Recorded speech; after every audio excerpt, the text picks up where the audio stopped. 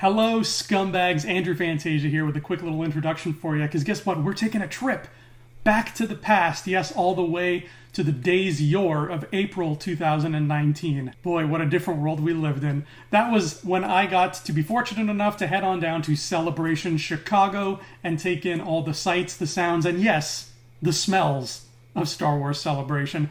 I was flying solo that time, but I had the Rebel Scum crew backing me up from back home. They were like my Felicity Smokes, just hanging out back at the computer and making sure I didn't get into any trouble. And like a wistful middle-aged father rummaging through his home videos, we are taking a look back, playing all the old footage that we have collected and gathered back in these celebration days to play again for all of you, something to keep you occupied while we're going stir crazy in our homes during this quarantine. So this is a quick little intro for those Star Wars Celebration Chicago memories. As you're about to see, I saw a lot of cool sights down there and I had a lot of fun. I got to meet Chris Trevis, my illustrating hero from Star Wars Kids magazine. I got to bump into Mike and Ezra from Rebel Watch, who turned out to be really cool, awesome guys, and I had a lot of fun chatting it up with them. I met Sheev Palpatine himself, not Ian McDermott, though I was in the same room as Ian McDermott, but there's a really cool Palpatine cosplayer who works with the 501st, and damn, is that guy ever spot on. I got to stand in front of a TIE fighter. I got to be like 50 feet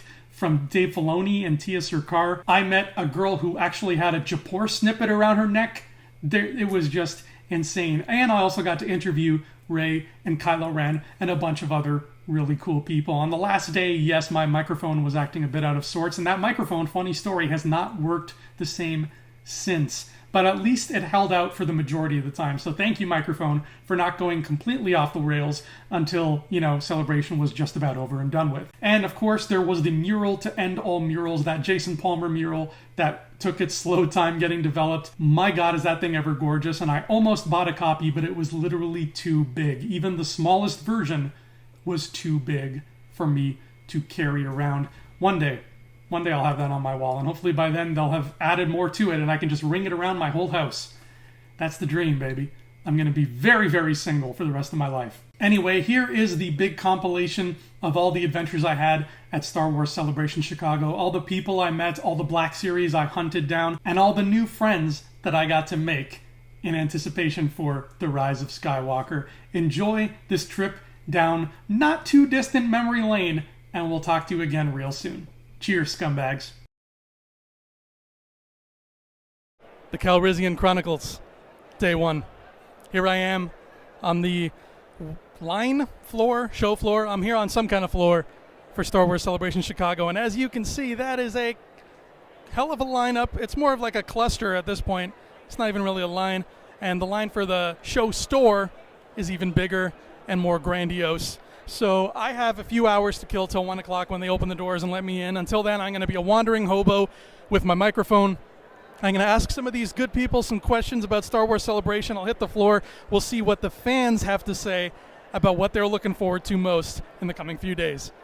So let's head out there and get started. Hey, so I have found some good folks who are taking Madonna's advice. They are celebrating. They are having a good time because it would be so nice. So I have a friend right here. What's your name, sir? Jerry Cable.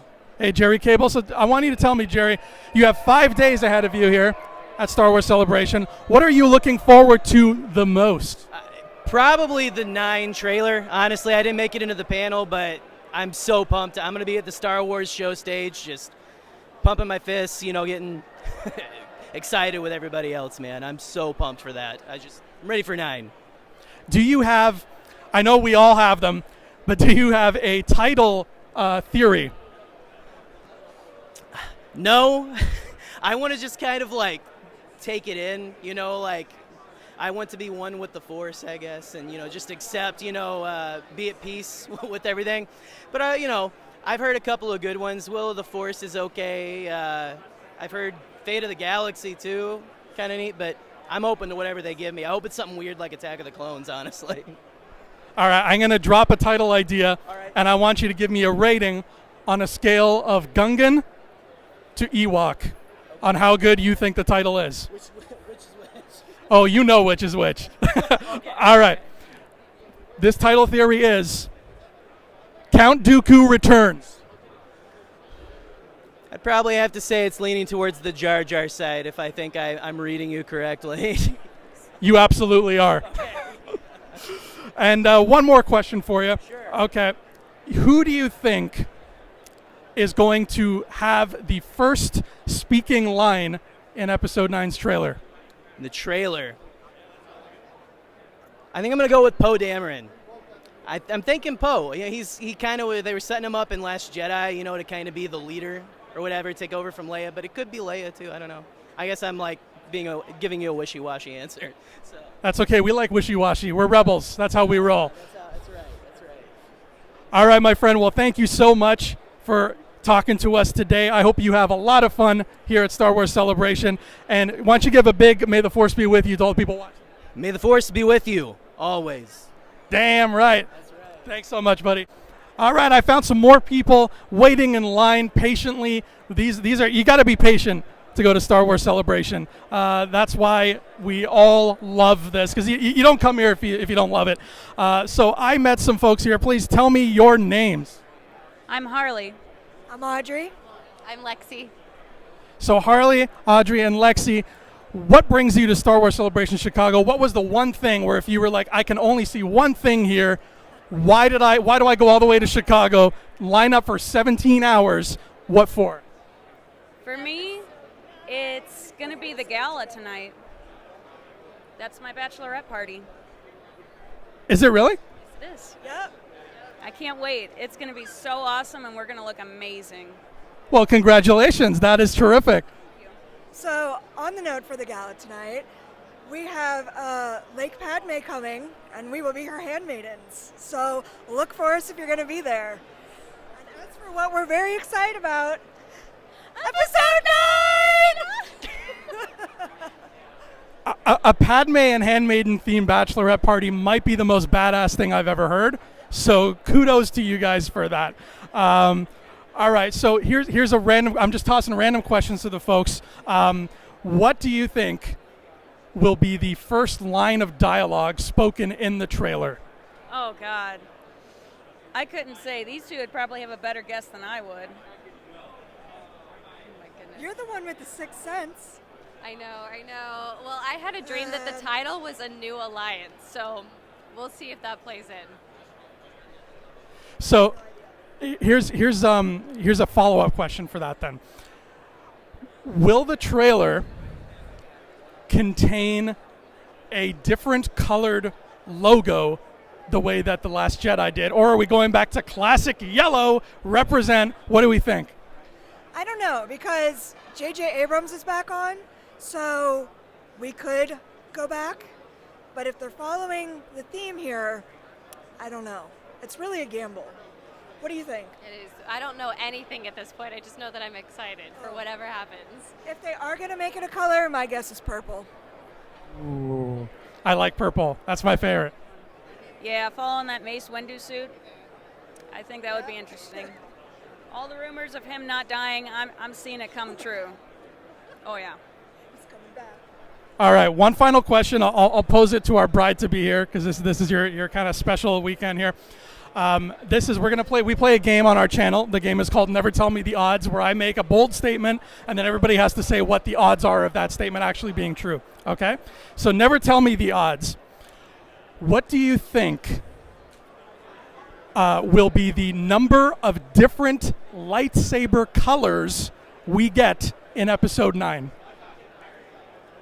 The number of lightsaber colors, I would say maybe 4. I think 4 different colors. They're going to go for something different. They're out there to surprise us, definitely. Yeah, I was thinking 4 from the start, because I think one of the lightsaber colors is going to change in the movie. I also think we might see a white lightsaber. I don't know why, but it could happen. I really like those answers. I kind of wish you guys were writing episode 9. Thank you. Thank you so much for doing the interview. Congratulations again on your bachelorette party. That is outrageously cool. I am so happy for you, and I'm so happy to see so many Star Wars fans out there. So I want you to give one final May the Force be with you to the folks watching all over the world here at Star Wars Celebration. May the Force be with you! Hey, I found some more people in line, and these ones have costumes too, which is great. Lots of costumes going on here. So how are you guys feeling right now? What are you in line for exactly? Let's talk about that first. It's the exhibitor hall, I'm pretty sure. I think it opens at like 1, I want to say. We're very excited to go inside. There's a lot of stuff in there to buy, and we're so excited. I'm really excited too. Very tired though, but yeah. Drove from New Jersey last night. It was, yeah. Long drive. And so you drove from New Jersey, came all the way to Chicago by car. That's not a short drive. So let's say that you knew that you could only go see one thing at Star Wars Celebration. Let's say that drive you knew was only resulting in one thing. What would that one thing be? Let's start with Kira. The episode 9 panel for sure. I'd have to say the episode 9 panel, yeah, probably. Yeah, probably the episode 9 panel. So let's talk about episode 9 for a second. We don't know the title. We don't know the plot. We don't know who Snoke is still. He might be me. I might also be Rey's dad. We don't know. I could be. But there's so many questions. If you could only have one question answered in Star Wars Episode 9, what would you want to know? Does Kylo get redeemed?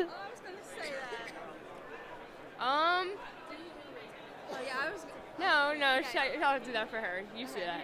I would say like if Rey does like have parents, if we're gonna like see them, if we're gonna find out if she really is nothing or maybe she's something.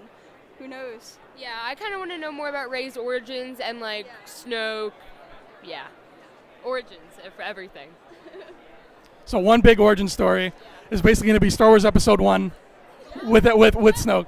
All right, and then we're gonna play a little game that we play on our channel. It's called Never Tell Me the Odds. Okay, so the way Never Tell Me the Odds works is I'm going to make a bold statement, and you guys tell me what the odds are of that statement being true. Okay?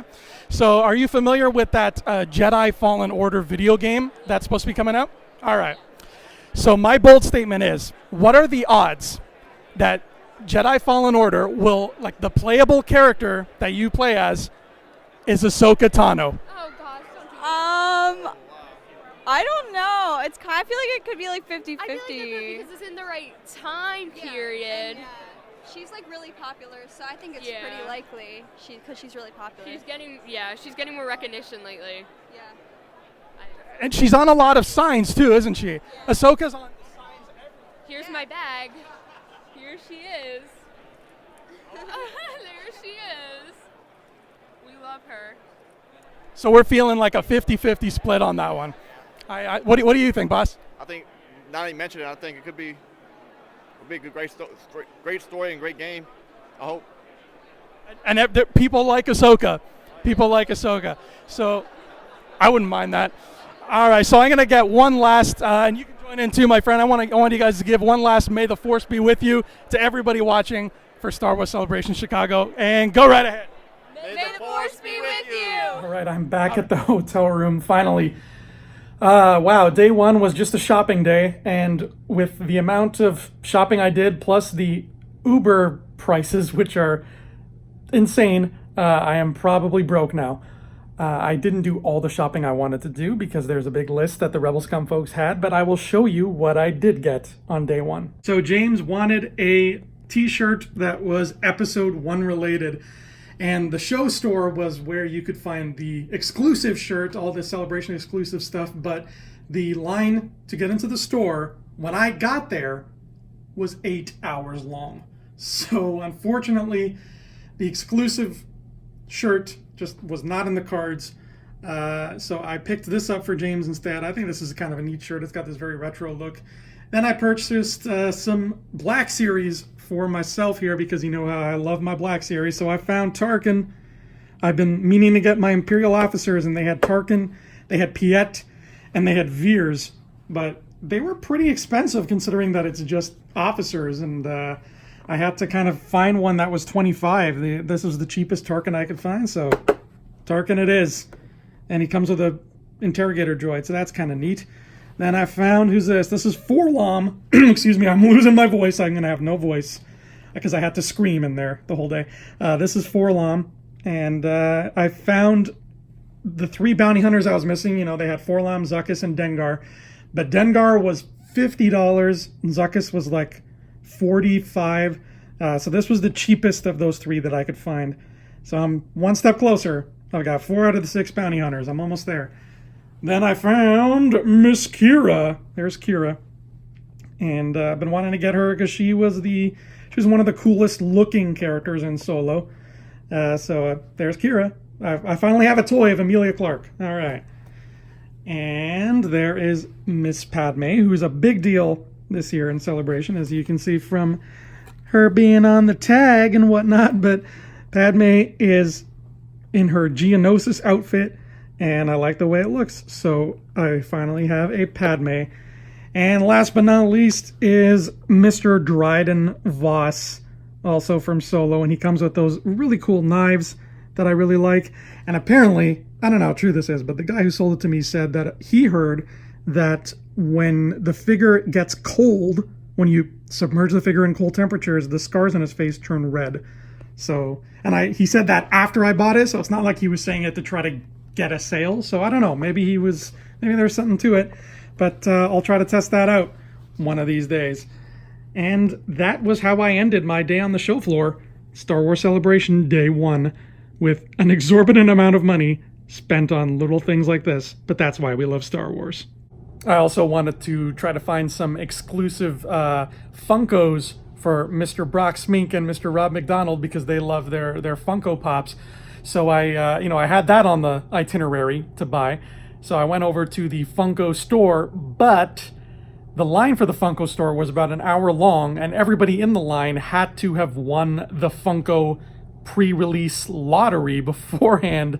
So the theme of today, when it comes to Funkos, the Celebration store, everything, the theme of today is, unless you won the lottery, you are not getting Celebration unique items anytime soon. So I'm going to keep trying over the week to get those items that Brock and Rob and James were interested in. But because they are Celebration exclusive, I can't promise that I'll be able to get my hands on any.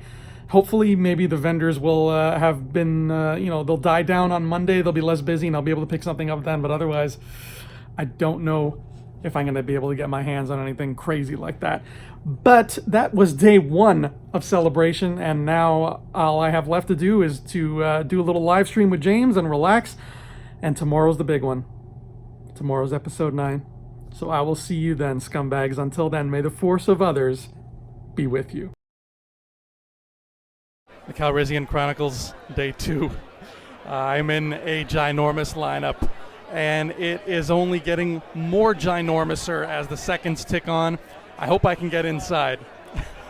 I'll get inside, but I hope I can get inside sometime this millennium, or at least before episode 9 actually comes out in theaters. Let's see if we can talk to some folks while we wait in this lineup. And hey, maybe they'll have some interesting things to say as we inch ever closer to the episode 9 teaser and reveal. Let's get started. Okay, so I found some good people in this lineup, and I think they like Star Wars, right? Yeah, we do. You guys, you heard of this Star Wars thing that's happening? Yeah. I don't know. We're in a lineup for something, but we don't know what it's for. Well, I think this is the line for the bathroom. Oh, but that makes sense. If it's not, I'm in trouble. I have a few questions about what we might expect to see this coming week, and hopefully you guys can answer, because you're Star Wars fans, so Star Wars fans always know all the answers. That's how it goes. I hope so. All right, so I'm going to start with you, my friend. My question for you is, who do you think is going to have the first line of dialogue in the trailer for episode 9? You know what? I feel like it might be Kylo Ren. They gotta kind of bring him back into the spotlight, give him that big kind of villain role. So that's my guess, anyways.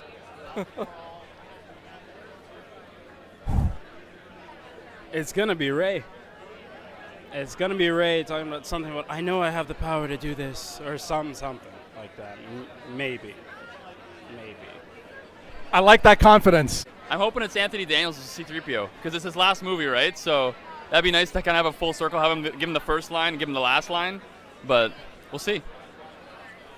Any title theories going into this? I saw some good ones online, but I'm hoping it's something that's like it's simple enough that you're not like Resistance Rising or like something very like simple but yet evocative. It's hard. It's hard to kind of discern what you think it might be. But Resistance Rising or, the Force, something to do with the Force, I don't know. Yeah. Oh man, how great would it be if it was the Force Unleashed? No, but if there was to be a title for it, something. The Reylos are back. Yeah, it would have to be the New Order. Just keep it like that.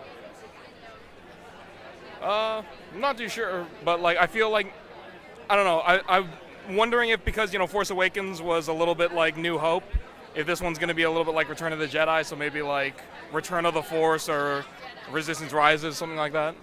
Yeah. Okay, I'm going to drop 3 title ideas, and I want you to tell me which one would be the most likely to succeed. Okay? So, we have Spark of Hope, I like it. Shadows of the Empire, Okay. or How Kylo Got His Groove Back. Number 3. How Kylo got his groove back? 100%. I want to see Ben Solo all over again. Let's do it. There it is. Let's go. I wanted the slow logo in there. Yeah. I go for number 3. Yeah, I'd love number 2 just for that callback, but yeah, I think it's going to be number 3 if that's the case. All right, and one last thing. We're going to play a little game that we play on our show. The game's called Never Tell Me the Odds. I like it. So what happens is I'm going to make a really bold statement, and I want you guys to tell me what the odds are of that statement possibly being true out of a possible 100%. All right? So my bold statement is this. You're familiar with the Jedi Fallen Order video game that's coming out? All right. What are the odds that the playable main character in Jedi Fallen Order is Ahsoka Tano? Ooh, that would be so cool, but I'd give that 3,278,000 to 1. I feel like they're going to do their own unique thing. They're going to want to push their own character and build it into a whole series. It's going to be kind of hard to do that if they're fighting Dave Filoni and all the guys over at the cartoon series for that. Yeah. I'm actually going to spin that and say there's a 95% chance we will run into Ahsoka. Yeah. But who we will be in terms of this, probably some wayward Padawan, something like that. It's just like, oh, I feel something from you, and she turns around, and it's like you just see everything, and be like, aha, there she is. That's what I want to see from it. I'm going to be the pessimist, say it's a 0% chance because the game might be canceled. Who knows? No, but I was, as much of Ahsoka, I would say, yeah, it's a pretty far shot. I agree with Noma and Ed that I think she might make a cameo in it and maybe be an influence on the character in it, but I don't think we're going to be playing as her. But she may be in the game somewhere, maybe just like as maybe a Force conversation like in Rebels where Ezra talks to Yoda kind of thing, like some sort of consolidation there. But I don't think she will be playable, sadly. I wish. Well, I'll tell you what, I like all of your answers, and I wish you guys were making video games. So Right. EA, if you're listening, please don't cancel this. Please. All right, the line has moved inside, and I've met these 2 gentlemen here. Tell us where you're from. Fresno, California. Oh, very nice. And now here's a question for you. There's this little independent movie coming out called Star Wars Episode 9. Have you guys heard of it? I actually have, yeah. Now, in regards to this Episode 9, we are seeing the trailer in a few hours from now. What do you think? What are some things you think we're going to see in this trailer? Some images or lines or characters or anything? What do you think is going to happen in this? I remember talking about this with my friend here, that every trailer, like for the Force Awakens one and the Last Jedi one, there's always there's one big line that really gets the audience going. From the last one, I remember, it's time for the Jedi to end. That was a major one that I was thinking. But man, I got to really think about this one. Well, knowing J.J. Abrams and how cryptic he is, I don't think we're going to get much story. But I do think that we're going to get a lot of quick images. We're going to see the Knights of Ren maybe just in a flash. I think that I hope we get to see Lando. I hope that I don't know who's going to deliver that last line. If it's Lando giving some cool, smooth line just to end it, I would be thrilled. I think we're going to see our 3 main characters of this new trilogy as far as Rebellion goes with Rey, Finn, and Poe. I hope we see them together. And who knows? See, in Episode 7 we had Han, with the Chewie, we're home. And then Episode 8 we had Luke with Time for the Jedi to End. I don't know what they have, but if they could have something with Leia, tagged on the end, that's kind of what I think would bring the tears out for me. A Leia appearance would be very nice. I think that's really going to hit home for a lot of people. Any title theories going into this trailer? Oh man, again, it's like, it's so hard to see. I've seen some names thrown around, but off the top of my head, can't really. Like, I just love being in this unknown, not knowing what to expect, and just today getting it revealed for me again. Like, it's going to be very monumental, but I don't have any guesses right now. I can't really think of some off the top of my head. What the title is, I don't know. Maybe the Force is going to be also in the title. Or I just think either Force or Jedi is going to be in the title. What it is beyond that, I don't know. But I'm excited. I think we're definitely going to get it, Avengers style tagged on at the end. So that's going to be huge, man. Okay, I'm going to drop 3 possible title names right now, and I want you to tell me which is the most likely or which one you would rather see the most, whichever you prefer, okay? All right, so here we go. Spark of Hope, Shadows of the Empire, or How Lando Got His Groove Back. I think out of those 3, I'll probably go with How Lando Got His Groove Back, if not The Return of Watto, something like that. Those are both the right answer.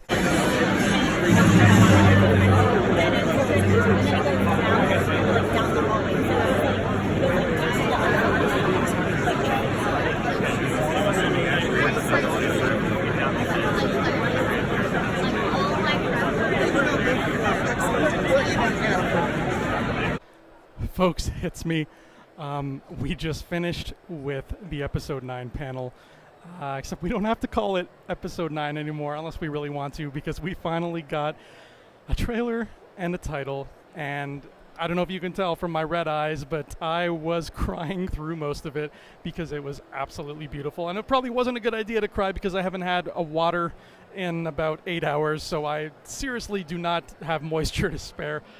But my goodness gracious, that's what you call a trailer. There's just something about seeing those kinds of things in a room full of fans that is just a cut above, sitting down at YouTube and watching it.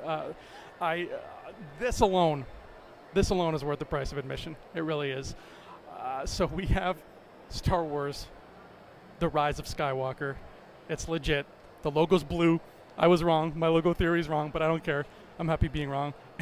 And of course, it ends with the one, the only Ian McDiarmid laughing. I feel like I'm dreaming, like this isn't real. This is too good to be true. So we're going to be talking about that trailer a lot later on with James and with Brock. Of course, we're going to dissect the hell out of it, but this is just my post-trailer vibrational reaction, and thank you so much, Lucasfilm, for spoiling the hell out of us, because it looks like that's what's happening right here. So we'll see you later on during the evening show where we'll talk about this more in depth. But until then, goodness gracious, great balls of fire. The Skywalkers are rising. So after winding down from that trailer, I walked the show floor for a bit and tried to get some impressions from some other Star Wars fans and see what they thought of this insanely beautiful piece of trailer art. So here's what some people had to say. I thought it was impressive. I liked the shots as always, but as I was saying earlier today, like all of the Star Wars trailers have always been good. Like one of the things is that when I noticed again that they had the Star Wars 20th anniversary of the Phantom Menace, I went back and rewatched the Phantom Menace trailers. The teaser trailer for that, the very first one, was amazing. It's still amazing to watch that today. And so these trailers always blow me away, and I'm always excited for it. What I really liked, strangely enough, was the lettering at the end in that blue. And to show that off in a different color spectrum and to show that off in sort of a different direction, I think is really interesting. And I think it's going to be really interesting to see, with the next marketing trailer, the full trailer when it comes out, and, what goes on from there. Now, a lot of people were floating around title theories before today. Did you have a title theory? And if so, was it close to what we ended up getting? Oh, I had title theories a couple movies ago, and then I just stopped because I was so far off, and at the same time just so much trying to play with that. So I did not have one. But I can guarantee you that all of the ones that my friends put forth to me were not close to what we saw. Especially since we had seen so much from them that they said, you know, we want to move past the Skywalkers. We want to move past that. And we want to move into something else for Star Wars. And the trailer or the teaser, which is going on right now, has like the dialogue that says the end of the saga. And then they show this. And so like, I think that's a great way to throw interest back into this and to see, you know, what are they going to do next with all the rumored projects that are coming out, the things that are, you know, in the can or in production is really interesting from the point of view of where does the Star Wars universe go from here? Do we go, you know, as some of the movies have done before, so earlier in the timelines that we've seen, do we go after this? Do we spin off and just, you know, move completely in a different direction? I'm interested to see that. All right, so tell me, what did you guys think of that episode 9 trailer? I honestly, as soon as I heard Mark's voice, I cried. As soon as I heard his voice. And honestly, as soon as they revealed the title, and everybody was screaming, I just got chills. I got chills. I just know that this movie is going to just like blow just the other 2 movies out of the water already.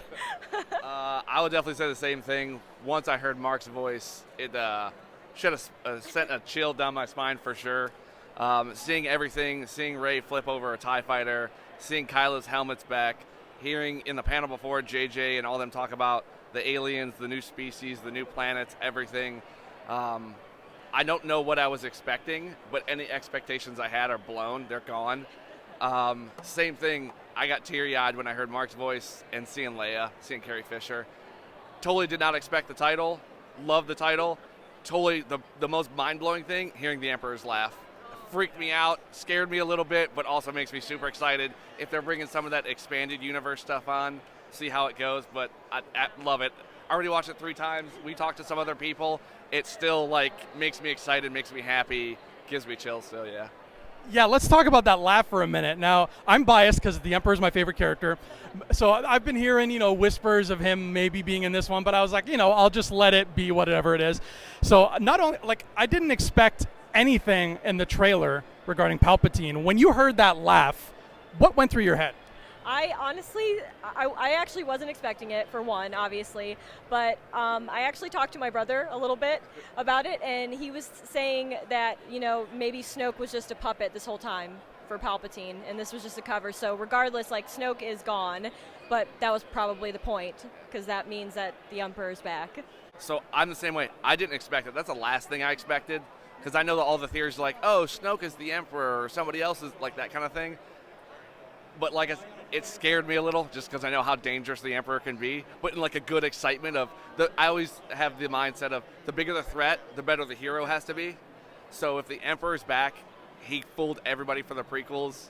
He's been gone and ruled the galaxy. Now he's back. Now we can see what Rey and the rest of the Resistance is really up to. If the threat's that high, the hero has to be that much higher. Now, I think we're all in agreement here that when it comes time to sitting down in the theater and watching this movie, we're probably going to need a box of tissues. Am I right? Yes, I think for sure with Carrie being gone, where it's going to be hard, but I think that just it being the end of the Skywalker saga, it's just going to be, it's going to be emotional. I mean, we all were crying at this teaser trailer, so let's get real. At the end of this, we're going to be like sobbing. So. And sorry, I just noticed you're wearing a Japor snippet, aren't you? Yes. I actually got it on Etsy. I feel really bad because I forgot the Etsy shop, but yes, they are available on Etsy. He actually has a keychain as well. She got me for my keychain for my car keys, so I always have it with me too. I will also say, like you said, with a box of tissues, they brought it up on stage. I mean, it started in '77, and you have 40 some odd years of movies. Her dad's an OG. He went and saw it when he was a kid.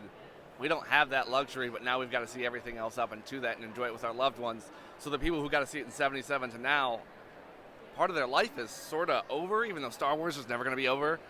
But, I mean, Last Jedi got us with Luke going out, which I think we all cried at that a little bit too. But I think to see the finality of this is going to be enough to be like, hey, you know what? It's done. I missed that already. Yeah.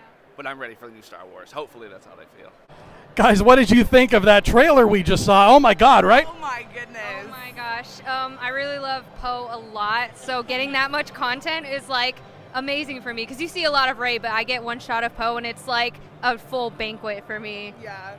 I think the moment, it was even like in the very beginning when Rey like jumps and she has the lightsaber in her hand. Oh my God, I started crying. Like, I genuinely, we were in the Galaxy stage, we were watching the live stream, and it was like, wow, it was a lot. It was so much, but it was so good. Yeah, and I'm a fan since day one. So like seeing like the Skywalker family and kind of like the old meeting the new in this trailer, Rey and Leia hugging, like especially as a woman, like that means so much to me to see these characters together again.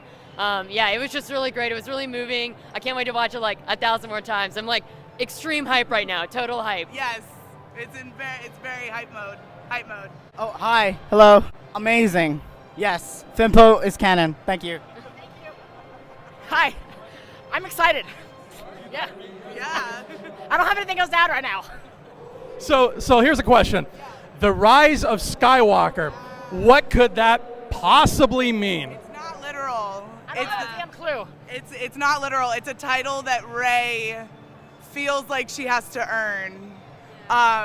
So it's not about her physically being a Skywalker, but rising to the level of being a Skywalker. Also, everybody like believes like she has to be a Skywalker for the saga to continue. But the thing is, like, even if she's not, it's like she's taking up, you know, the sort of torch of the Skywalker legacy, and that's what we're seeing. So the whole rise of Skywalker, that's because everything that Luke is and was is now with Rey, and now she's gonna become something more than he was. Yeah, but we're so quick to forget that Kylo Ren is the heir apparent to the Skywalker line. So I wonder what this means for old Ben Solo. What's going on with him? Yeah. Here's one last question for you. Now, I went into this trilogy fully expecting never to see my favorite character again. And then what happened? My favorite character laughed at the end of this trailer. What did you think of that? I didn't expect that at all. That was That was pretty wild. And then it wasn't until the second one through when Luke said no one's ever really gone. And I was like, oh, that's what you mean. Yeah, but also I didn't realize it was Palpatine until like Ian McDermott came out on stage and was like, play it again, and everyone's like, wait. That was, I'm scared. The last thing I expected to see, honestly. Last thing. Like, I was just sitting there next to Sarah like, what? It was a lot. I don't even know what this means. Like, I mean, it's surprising, but it's also not surprising because this entire trilogy has been about like generations and the legends living on and affecting people later on. So it's not surprising that an old character is still affecting people And also later. this means that Kylo isn't the big bad anymore. So it's like, okay, what's happening to him? Does wonder if it's like a red herring or something, because they have been known to throw just bullshit out there. I do wonder if it's completely and totally like a red herring and Well, it's just. I bought it. I bought it. I'm full. I'll take the bone. Sure. Everyone's taking the bone. Everyone's taking it. Who's not going to take it? Let's get one last "May the Force be with you" to everybody watching. May the Force be with you. Hell yeah, thank you. So what did we learn today? We learned the name of Episode 9. We learned that Palpatine is back in some way, shape, or form, 100% confirmed. We learned that Daisy Ridley looks really good in white, and we learned that she can jump like Jordan. Okay, so there's so much to dissect here, and we're going to get into that later, but that's the end of day 2? Yeah, I'm a little confused. Day 2 at Star Wars Celebration. Thank you so much for watching, homies. I'll be back again tomorrow. Until then, may the force of others be with you. Teaser trailer. Haha. Hey guys, James Rosili here, Rebel Scum Podcast, about to watch the teaser trailer for Episode 9, Star Wars. Achilles, been waiting for this for, who knows how long you've been waiting. I've been waiting for a while. Looking forward to it. We're going to get out of your way, but mostly, thank you so much. Enjoy. Cheers. I'm going to enjoy. There's no way I'm not going to enjoy. I can't not enjoy it. Let's do it. Here we go. Episode 9 teaser, bring it.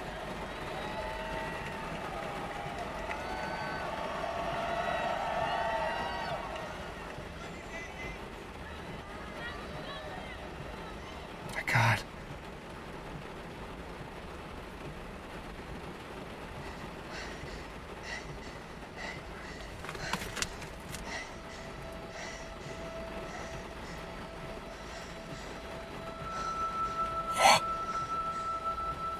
Like when we first saw Finn in The Force Awakens. Oh my God. We've passed on all we know. Ha! 1,000 generations live in you now.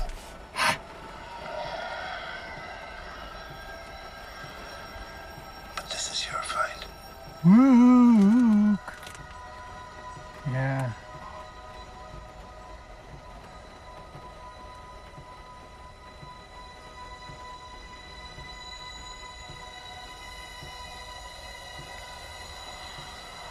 JJ, man. He knows how to bring it. Whoa! Stop. Stop it.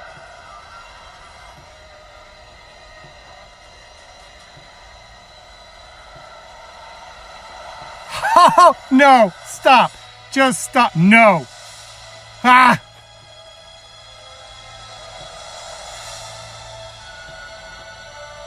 Oh! Yes! Look at those costumes, man. Ha! Oh, that's depressing.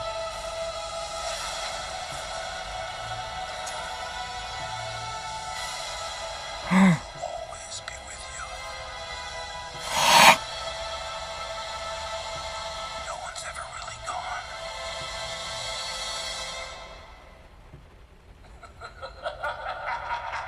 Yeah! What? Yes, it's just the raw. What?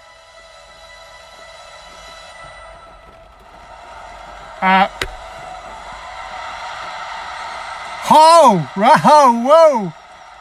Andrew, call me. Andrew, get on the phone. Everything about that looked amazing. Then you get the title, and I don't even know what to make about that title. Whoa! Oh! Well, we're gonna have a live stream at 7 to talk about this. Oh. Yes! Oh! I'm watching the live stream on panel, and Ian McDermott just showed up. The Emperor is back, baby!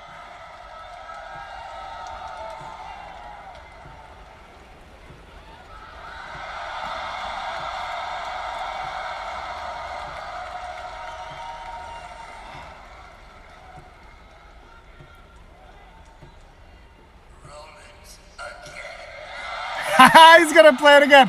All right, guys. Thanks so much for watching. We're gonna talk about this more. There's so much. You know what? Let's just watch it. We're gonna go through this again. We're gonna go through it again because whoa, there's stuff happening. Let's just do it again. Then I'll talk for a little bit after, and then wipe the sweat off my brow. It's a teaser. A teaser. Whoa. You guys have to let me know what you think about this in the comments below. If you guys like, oh God, man, it's so sick.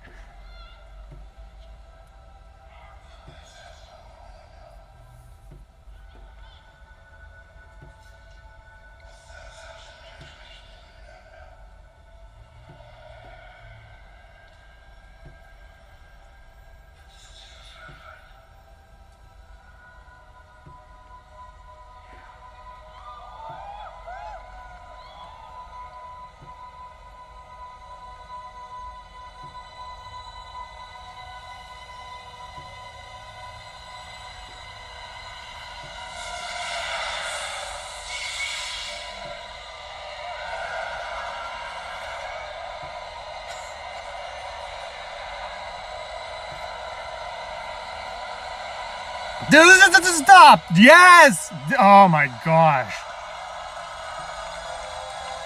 Like what? The color schemes, costumes. I mean, the music's the music. What are you gonna do? BB-8 and Dio, Lando. They put it all in here.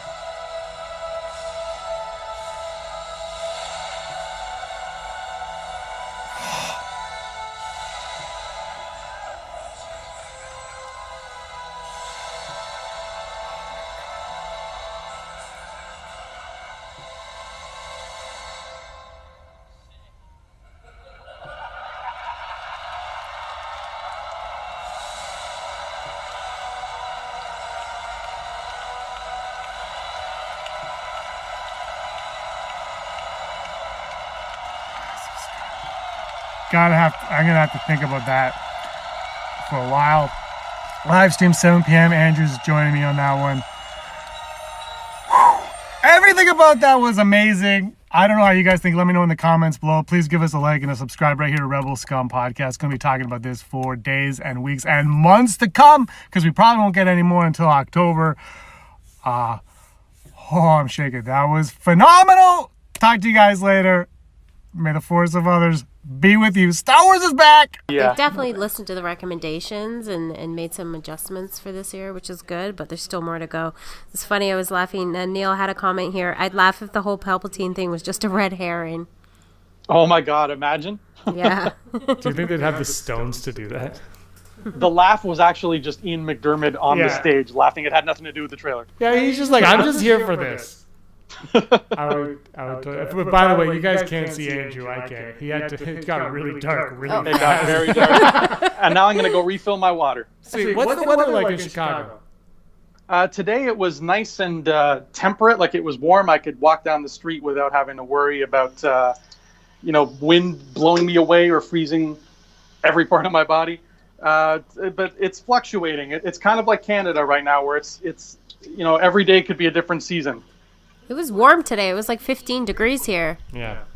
Oh wow. Yeah, you got it. Was raining, mind you. We can't have it all, but Yeah. it was 15. So I'll take that. The reason I asked is because I saw people tweet, and you weren't involved in this line, unfortunately, but the people that waited to get into the Episode 9 panel, I guess the ones who had tickets who waited or were on standby, they were greeted by crew members, I believe, or people, not J.J. Abrams, but I think they were from J.J. Abrams. They said, with breakfast from McDonald's and little Episode 9 to-go boxes, as well as Episode 9 winter hats. That's so as well, cool. Which I thought were really cool to see. I don't know if you saw anybody wearing any of those. I didn't. No, I just got that text from you where you were like, "Did you get a toque or McDonald's?" And I'm like, "What the hell is he talking about?" And you're like, "I got McDonald's." Yeah. Oh, Heidi Fedora's. Heidi said it's going to be 76 in Pennsylvania. Yeah. Congratulations. What's going to be here tomorrow? You guys are luckier than we are. Here, let me check the weather. Actually, tomorrow's supposed to be a beautiful day here in Canada. But don't say 14 or 15 because that'll sound really bad compared to 76. Say it in Yeah, American. but we're in Celsius. Say it in American. Okay, hold on. Fahrenheit. We call it American. We call it American. You can't figure it out? No. It's going to be 77, Heidi. It's going to be 77 here. Yeah, take that. I got it. It's probably, 75 degrees? I don't know. What's 14 degrees? I don't freaking know. No, that's not right. I barely do our temperatures. I just say when I go in a pool. 57. It's 57. It's 57? Yeah, that's brutal. Oh, man, that's not even close. Damn it. I just hate when I go in a pool and it's 70 degrees and I come out of the pool but it's 14 degrees outside. I'm like, I don't know what the temperature is. Tell me. Andrew, you're there for 3 more days. What's on your agenda tomorrow? Tomorrow I want to try to get into the Galaxy's Edge and Jedi Fallen Order panels, specifically Jedi Fallen Order, if I have to only choose one. I'm hoping I can get into those. Once again, I am not a lottery winner of anything, so I don't know if I'm allowed. I don't even know what stages they're at. I have to check the app and find that out. But I want to see them because I miss, so far, I haven't had this experience yet. I miss the Orlando experience of walking into a theater, sitting in a chair, a comfortable chair, and seeing an actual human being come in front of me on a stage and talk at me for an hour. I haven't had that yet, so I'm looking forward to that. Yeah, and that, as long as, the thing is, that stuff's all great, but as long as you're having a good time and you're embracing yourself in Star Wars and you're engaging with other fans, which I don't know if you have been or not. Maybe you should make a video about that. Mm-hmm. That's really what I those, like, the panels are all great, but eventually you're going to own Fallen Order. Eventually you're going to see Episode 9. It's the other stuff that's going to be... Maybe. Let's not go nuts. But it's all the other stuff that are going to be memories for a lifetime. All right, we're going to wrap this up. Andrew has to wake up bright and early tomorrow to eat a deep dish for breakfast. Aaron, any last comments you want to bring out to our attention? I lost it. No. Thanks, guys, for chatting, though. I really appreciate it. I promise I'll do a better job tomorrow. We're going to be back. I blame the Wi-Fi. God damn it. Our Wi-Fi's been good. We're on the entire time. Andrew's been frozen the whole time.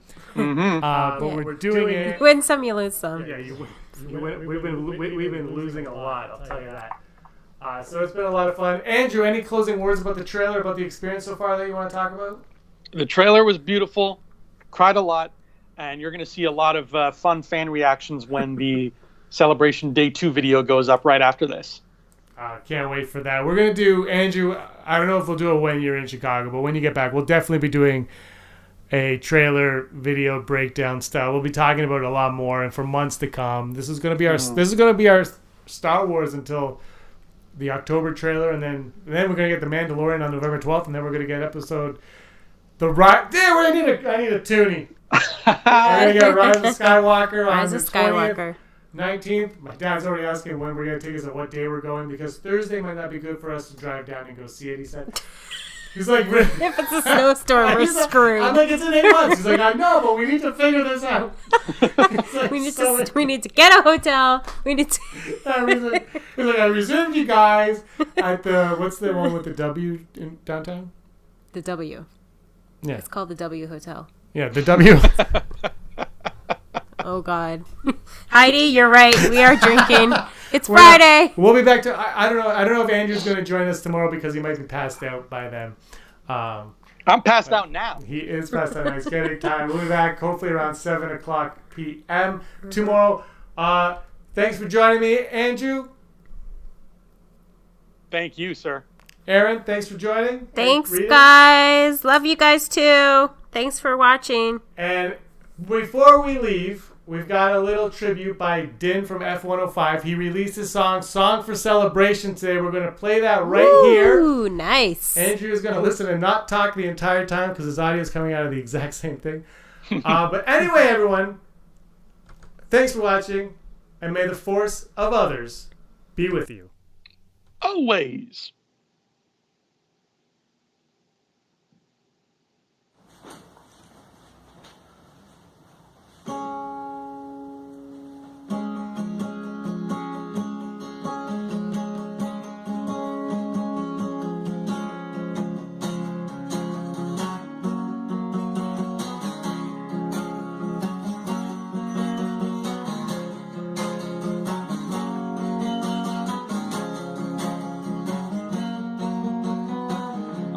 Celebrate how great you are.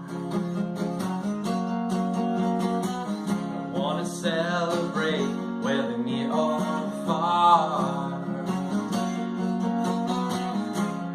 We've been running for so long.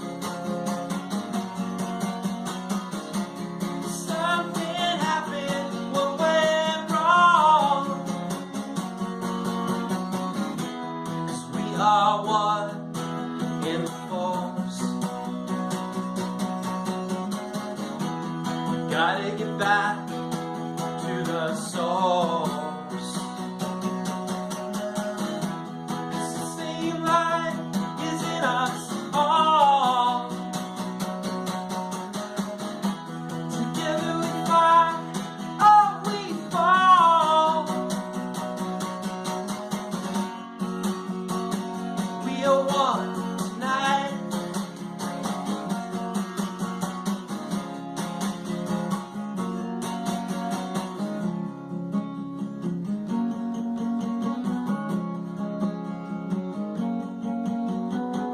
I want to celebrate how great you are. I want to celebrate whether near or far. We've been walking on the sky. The stars are all in reach tonight. 'Cause we are one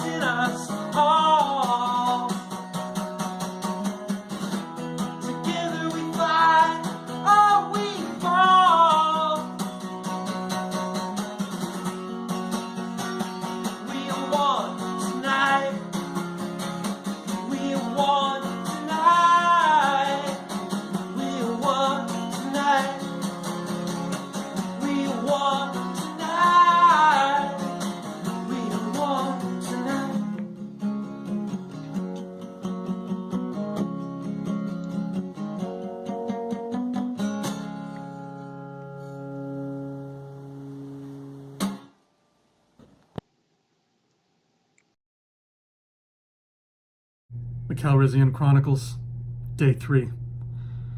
It's starting to feel lonely.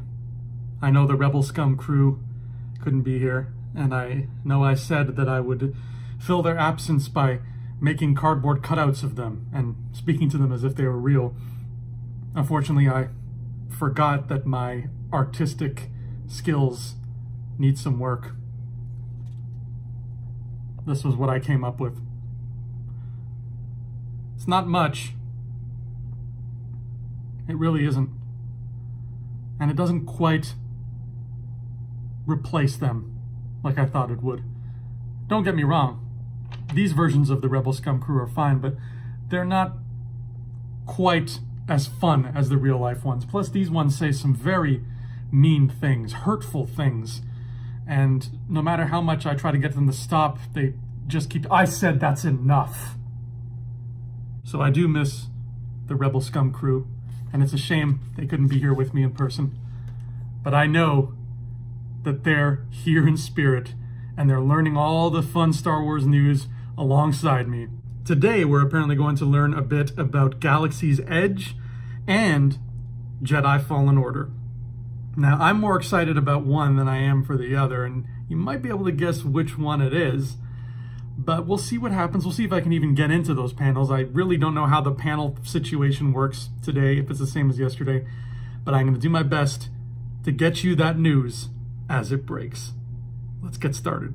I want to take a time out from Star Wars to appreciate the crazy density of Chicago's downtown core. I like skylines, as I've mentioned before, and just look at this. Look at this madness. This is so beautiful. There's just buildings everywhere. And as far as I'm concerned, it could go on and on for another billion miles and I'd be happy. Here's the lineup for day 2. I'm a little bit later today because I slept in till 7:30, so I'm farther back in the line, but that's okay. It's just the theme park. So I've got good news and bad news.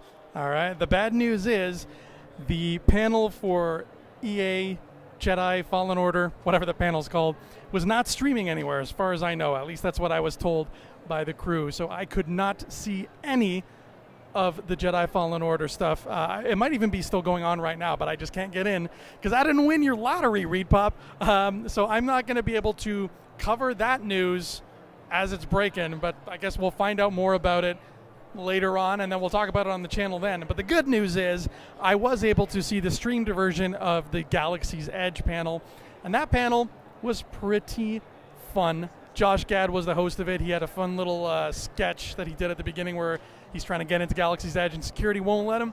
And then Josh Gad spoke to some of the good folks, the Imagineers, the people in charge over at Galaxy's Edge, and talked to them about what we can expect. And it looks very nice. You know, you got your blue milk. You got the set design there is fantastic. It's top of the line. They showed a little bit of the rides. Not very much, though, like literally like 10-second videos of the rides. Then they showed that you can buy Coca-Cola and Coca-Cola products in the park, but the bottles they come in will be special, and they'll have Arabesh writing instead of English writing. So your Coca-Cola bottle will be round instead of cylindrical, and it'll say Coca-Cola in Arabesh. So that's kind of neat. But even better news than that, as far as I'm concerned, is I just came out of the Rebels panel, the Remembering Rebels, and this was a panel, this is the first time so far that I've had an experience like last time in Orlando where I got to go actually sit down in a chair. Remember those? Remember what chairs are? I got to sit in a chair at a panel where people, real live people, were on a stage speaking to us. Dave Filoni was there, Tia Sircar, Vanessa Marshall, and Taylor, I always forget his last name, Taylor Gray, the guy who plays Ezra? I'm sorry, I should know this. My bad. Don't challenge me to a trivia contest, Rob, because I will fail again. But they were all there on the stage, and they had a great little entertaining panel just talking about Rebels. That's it, just remembering and loving Star Wars Rebels and all the goodness it brought us. So that was a lot of fun. I will talk more about that later, possibly in my Fantasia files, and we'll bring it up as well on the show. But that's where I'm at now. So I'm going to hit the show floor again and see if I can talk to some people and get their reading on how they're enjoying Day 3 of Celebration. I'm sitting outside the Millennium Falcon. It's real now. If you've ever wanted to go into it, now's your chance. Just book a short flight to Chicago, and you can walk through the halls of the Millennium Falcon. It's pretty clean, so I think Lando might still own it at this point. I wonder if I'll be allowed inside. Probably not. Hi, excuse me. Hi, I'm Lando Calrissian. This is my ship. Do you mind if I just come in and, take back my ship because it's sort of mine. You're not Lando, sir. Can't you see the resemblance? Look at me. Look how I'm dressed. You have style, but you're definitely not Lando. So, can you please step out of line, sir? Okay. How many credits is it going to take? How many credits? Be real. Yeah, we're not going to take any bribes. So, if you don't go now, I'm going to call security, sir. So, please step out of line. That sounds fair to me. Thank you anyways. I'll try the other door. Well, it didn't work. James, when you told me I looked like Billy D. Williams, you lied, sir. You boldly lied. So the results are in after a totally legit vote that I'm sure was not compromised in any way. Senator Palpatine is now our supreme leader and ruler. This shall be a day long remembered. Long live the Empire. And just look how happy he is. Senator Palpatine, here's a question for you. Your first act, if I remember correctly, your first act as the new supreme unquestioned emperor of the galaxy is all Starbucks are going to be changed to be called Sith Bucks. Is that correct? Did I hear right? Of course, Sith Bucks. That's how it is. And it's going to be substantially more expensive than Starbucks. Well, because we use Imperial credits, of course. Those old Republic credits are no good here. You're right. I shouldn't have brought Republic credits. I'm in the wrong area. One last question for you, Your Emperorness. I am Force sensitive. Is that going to be a problem in your new regime? It depends on which side you decide to join. Join me, and together we'll rule the galaxy. That sounds like a fair trade. I'm on board. Thank you, Your Majesty. Cool. Thank you. You have yourself a great day, and congrats on your election. Make the Empire great again. Okay, so the two of you ladies were in the middle of another interview when I rudely interrupted. Because I'm from Canada, we're known for being really rude over there. We're from Minnesota, so like almost Canada. In fact, I think that's the slogan of the city of Minnesota is almost Canada. So I have some questions for you guys as Queens of Naboo. And we've got the whole double thing going on here, which is very fitting for the Queen of Naboo. So here's my question.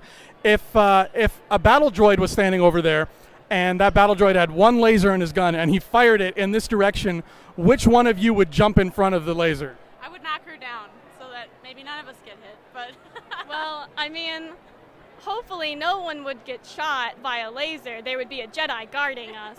You just can't see him right now. Like I've seen the films, obviously. I've heard of them. I've heard of the Phantom Menace, and from what I've seen in the movie, the position of Queen of Naboo is a pretty sweet deal. It looks like being Queen of Naboo. You know, it's hard work.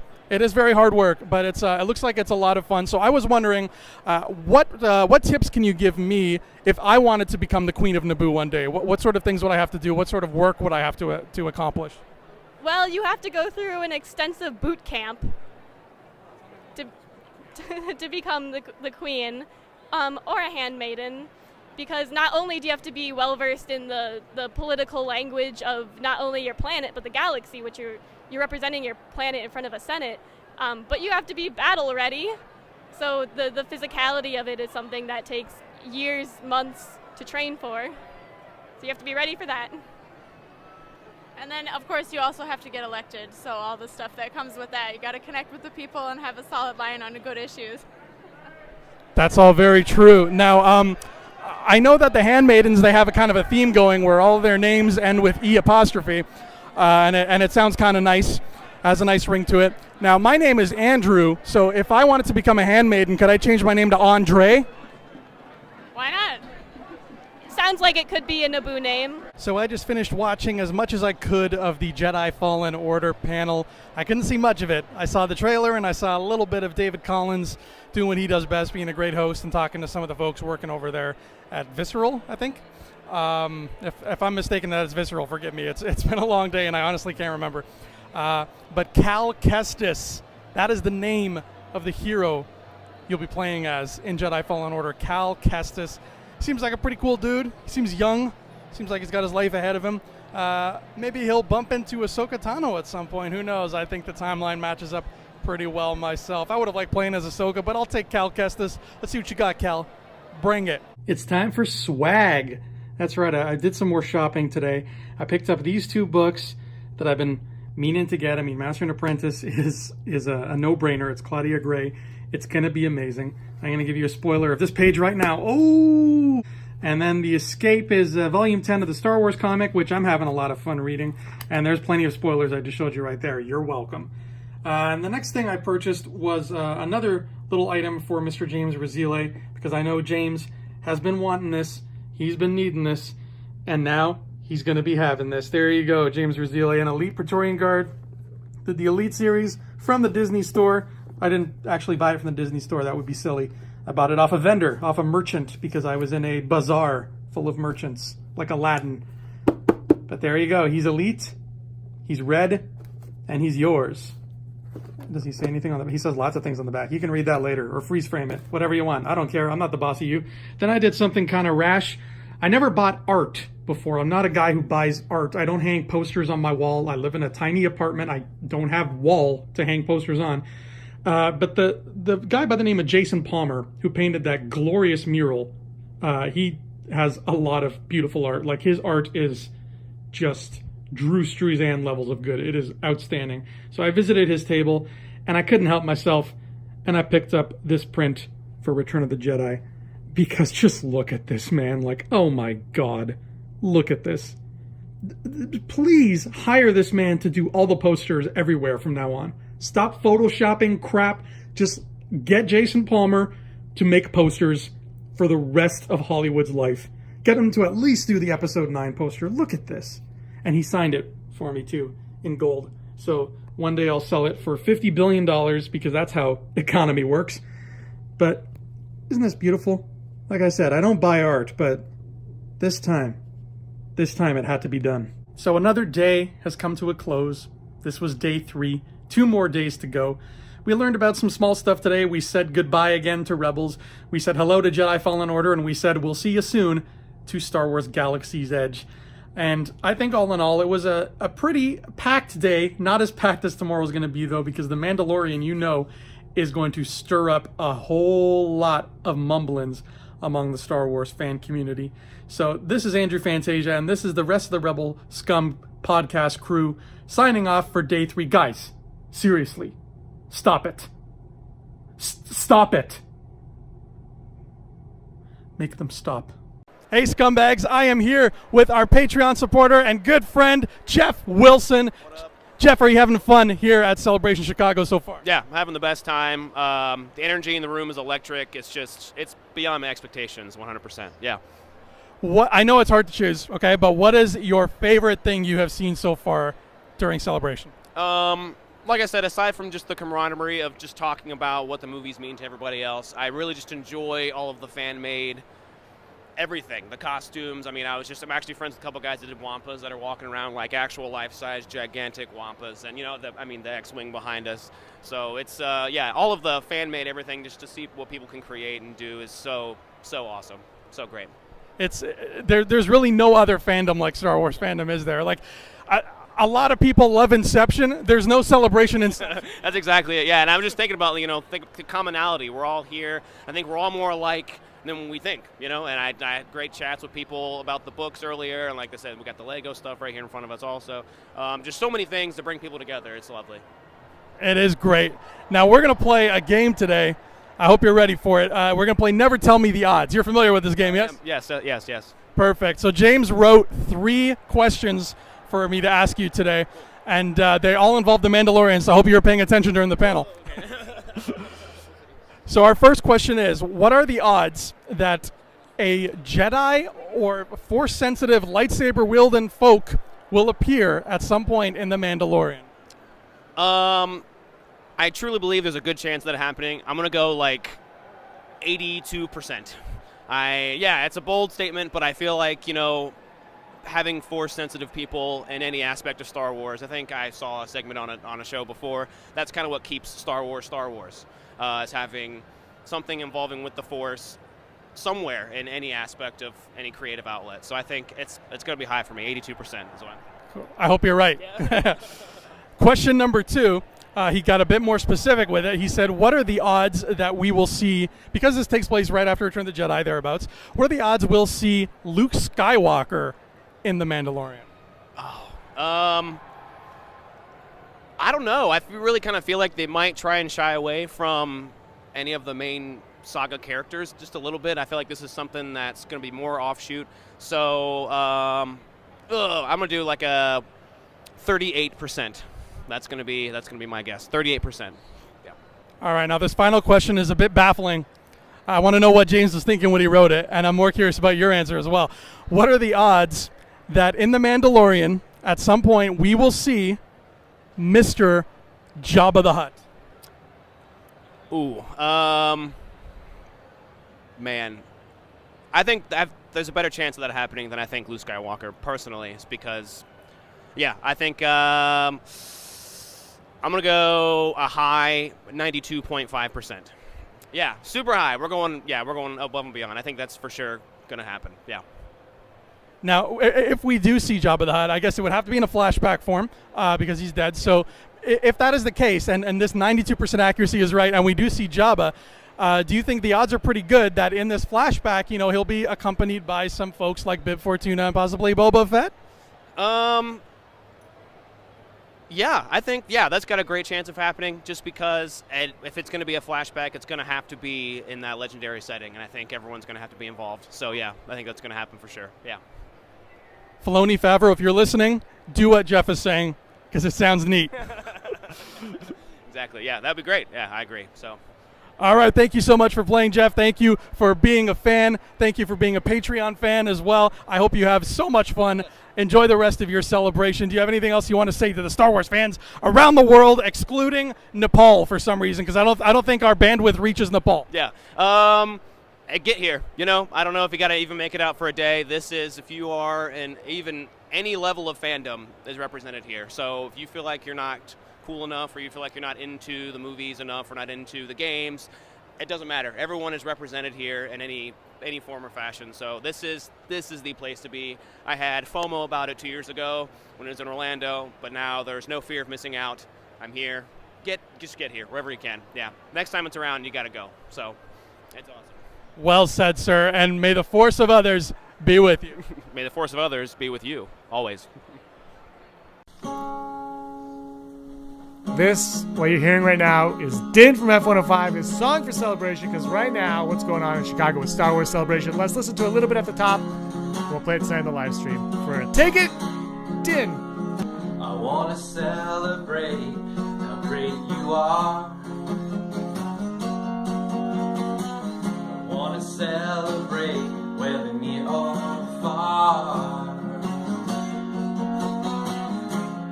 We've been running for so long. Something happened, what went wrong? 'Cause we are one in the Force. And this joining me now is the Dark Lord himself, Darth Ward, is back on the show. Rob McDonald is here. How's it going, Rob? Well, what can I say? It's one of the greatest Star Wars weekends of the year, Star Wars Celebration, so I had to show up. It's been really exciting so far. Yeah, you had to show up. Are you in Chicago? It looks like you're not in Chicago.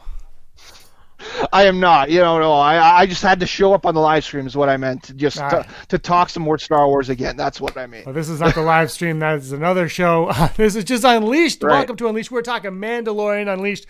Darth Ward is joining me to talk Mandalorian Unleashed because nobody likes Mandalorian culture quite like Rob. He likes the fine dining of the Mandalorians, and he likes the dark sabers that they use as well. One of the early on videos that we did all these like weird little videos.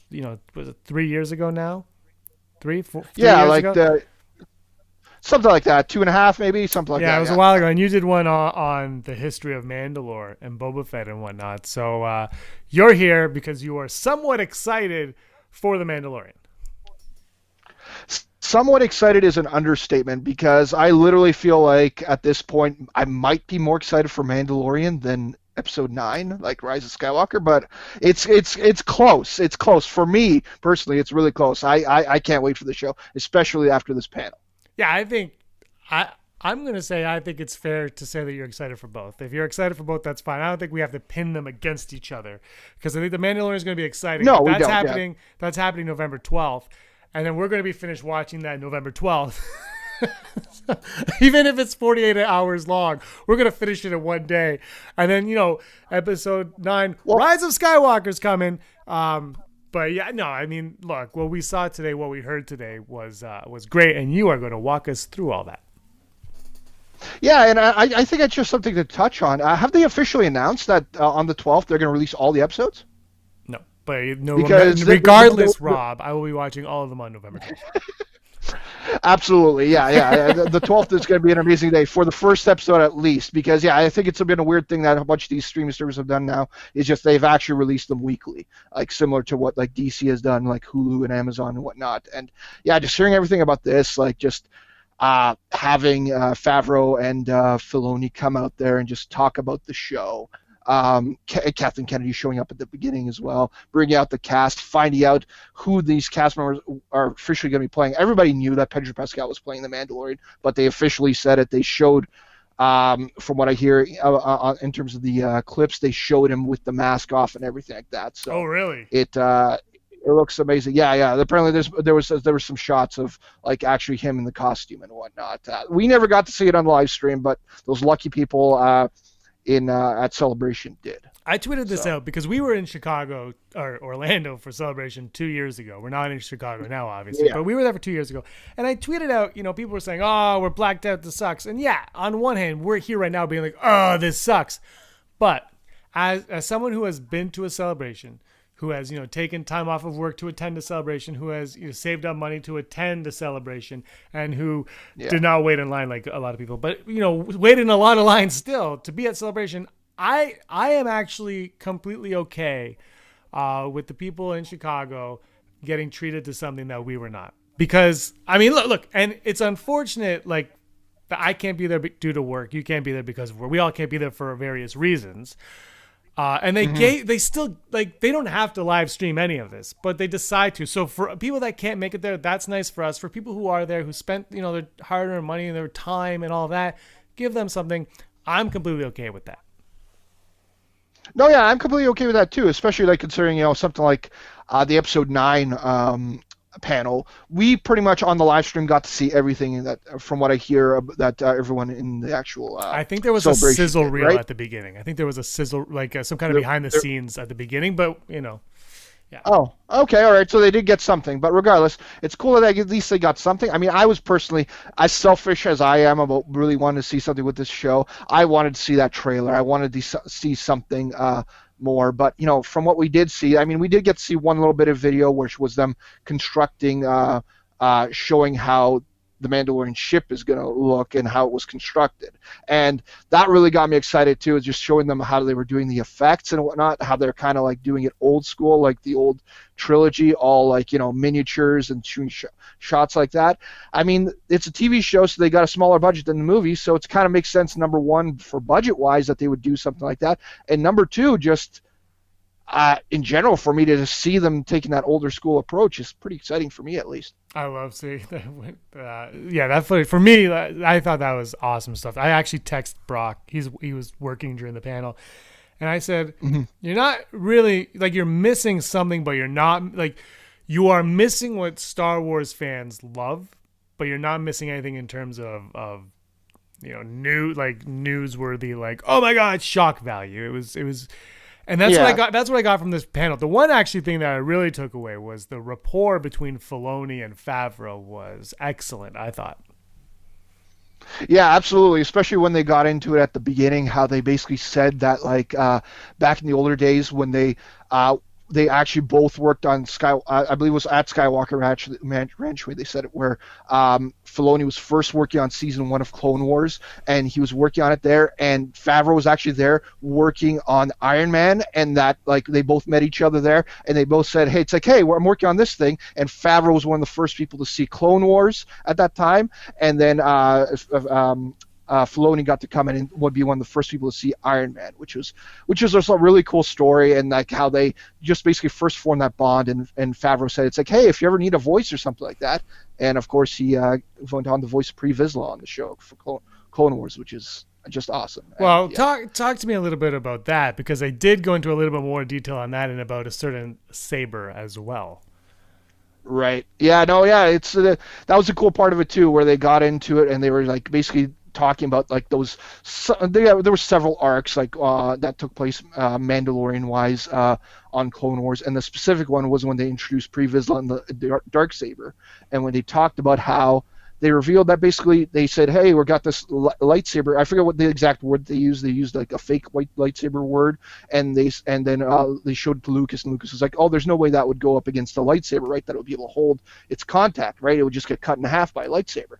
And then George Lucas basically leaves, and then he calls him back the next day and just basically like, hey, I created something for you. It's called the Dark Saber, and then created this whole lore about it. So that was a really cool part of the story to just hear about it, and George Lucas's fingerprints being all over that part of the Mandalorian lore. One thing that I've noticed about this weekend as a whole is how much we've heard the name George Lucas praised from Episode 9, Rise of Skywalker, to Mandalorian.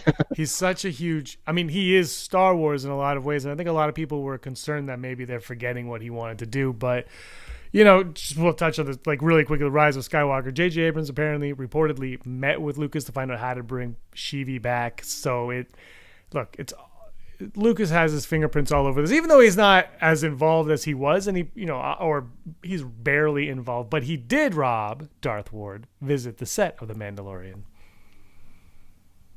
Yeah, he did. Yeah, they didn't really they didn't really mention any specifics as to what he might have done there. Maybe they just didn't want to reveal parts of it. But I'm sure that George Lucas came over there, had a few input things, and we're gonna probably find out later like what was his and what he helped out with. Because I think Favreau and Filoni like almost. I'm not going to say more, but just as much as JJ value his input and his take on it all, especially considering that how much Filoni was under Lucas's tutelage, especially at the beginning. I love the comment that Favreau said that any director that came in to work on the project had to be a Star Wars fan. Was that important for you to hear? No, yeah, absolutely. Like just knowing that. These are all people that are passionate about Star Wars, and especially like when the story in that trailer, in that panel that really got me was when Pedro Pascal first talked about, and he basically said, oh, I'm born in 1975, right? So I was like, he was the prime age for these movies, right? That he was this young kid watching the Star Wars movies, and then when he found out like from Favreau that he got the chance to be in Mandalorian, and he was like asking him, and he was like, "Oh yeah, I'll totally be in it. What do you want me to be, like an insect, or I forget the exact words they said." He was just fine being anything, and then he's like, "No, I want you as the Mandalorian," and that was just awesome. That was a part of it. Just seeing his not only the director's passion for Star Wars, but seeing the cast passion for Star Wars. I mean, Gina Carano would seem like she was one of the newer ones for it, but Carl Weathers coming out and just soaking it all in. Like the fact that he even said it's like this might be one of the biggest franchises he's been a part of, and that's huge considering that he was Apollo Creed. Yeah, I think Gina Carano and Carl Weathers. Gina Carano was very, I think, overwhelmed by the whole experience. I think she was just kind of like I think you can know what you're in for, but you never really know until you're in it. And just the awe that was on her face of like, they were in that room with like 10,000 people. And I was watching, because I'm a huge Jar Jar Binks guy, I watched the Ahmed Best the stage show. He came out and was interviewed by the Star Wars show. And we were there 2 years ago, and this was like at least twice, 3 times as many people. And Andrew's been reporting, and he's like, "This is crazy." He's like, "Well, we saw." I don't think he said this on camera or not, but he said to me a few times. He's like, "James, it's like as big as Orlando was, multiply that, because this is freaking ginormous right now." And I really think she was in awe, and Carl Weathers was as well. And we saw that the episode 9, I keep saying episode 9. Every time we say episode 9, Rob, we got to put a toonie in a jar, and that's going to pay for us to go to the next celebration, because I think I'm already down like $20. So every time instead of that was the case for me over the last couple of days too. I still call it episode 9 because just the Rise of Skywalker. It's got to get ingrained in us. And no one has said it verbally. Like I've never heard anyone like Abrams. Ridley, Boyega, no one has said like, well, they probably have. I just haven't seen the footage of it. I think Kathleen Kennedy did, so I might be a liar.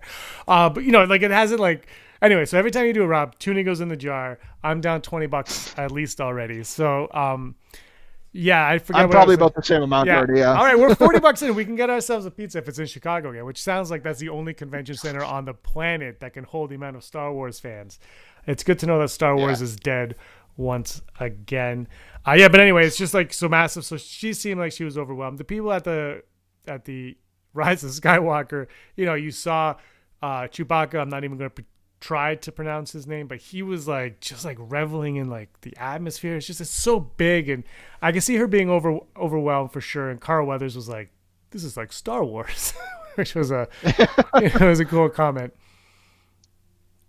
Yeah, it was really cool. Yeah, just seeing like they obviously revealed their names. Gina Carano was playing Cara Dune in the show, and then Carl Weathers is playing Grief Karga. So they kind of got into the characters and just mentioning who they are a little bit, and the way that they revealed that the person that Gina Carano is playing, Cara Dune, is an ex-shock trooper. So that's kind of cool, and seeing the way that's going to all play into it all. Just so I asked. I asked Andrew if he saw the Shock Trooper Black series, which was a Target exclusive, to get it for him. And he saw one. He saw one, and it was way too expensive. And so that just gives you a hint. I didn't buy it because it's too expensive. But yeah, that is my favorite character on The Mandalorian. Mic drop. I'm already calling it. You know me, like Finn. Anything that's a stormtrooper. Phasma. I like Phasma. Shut up. Because they look cool. That's why you like Mandalorians, because they look cool. Then you give them the history after. We worry about that after. So I'm totally excited to see an ex-shock trooper in this one. Yeah. I just can't wait to it all. Like I was kind of expecting maybe like some of the other people might show up, like especially getting the pretty much semi-confirmation that Taika Waititi is IG-88. I thought maybe Taika might show up or some of those other guys, but still just I can't tell you, James, how much I'm like anticipating this show, especially when they.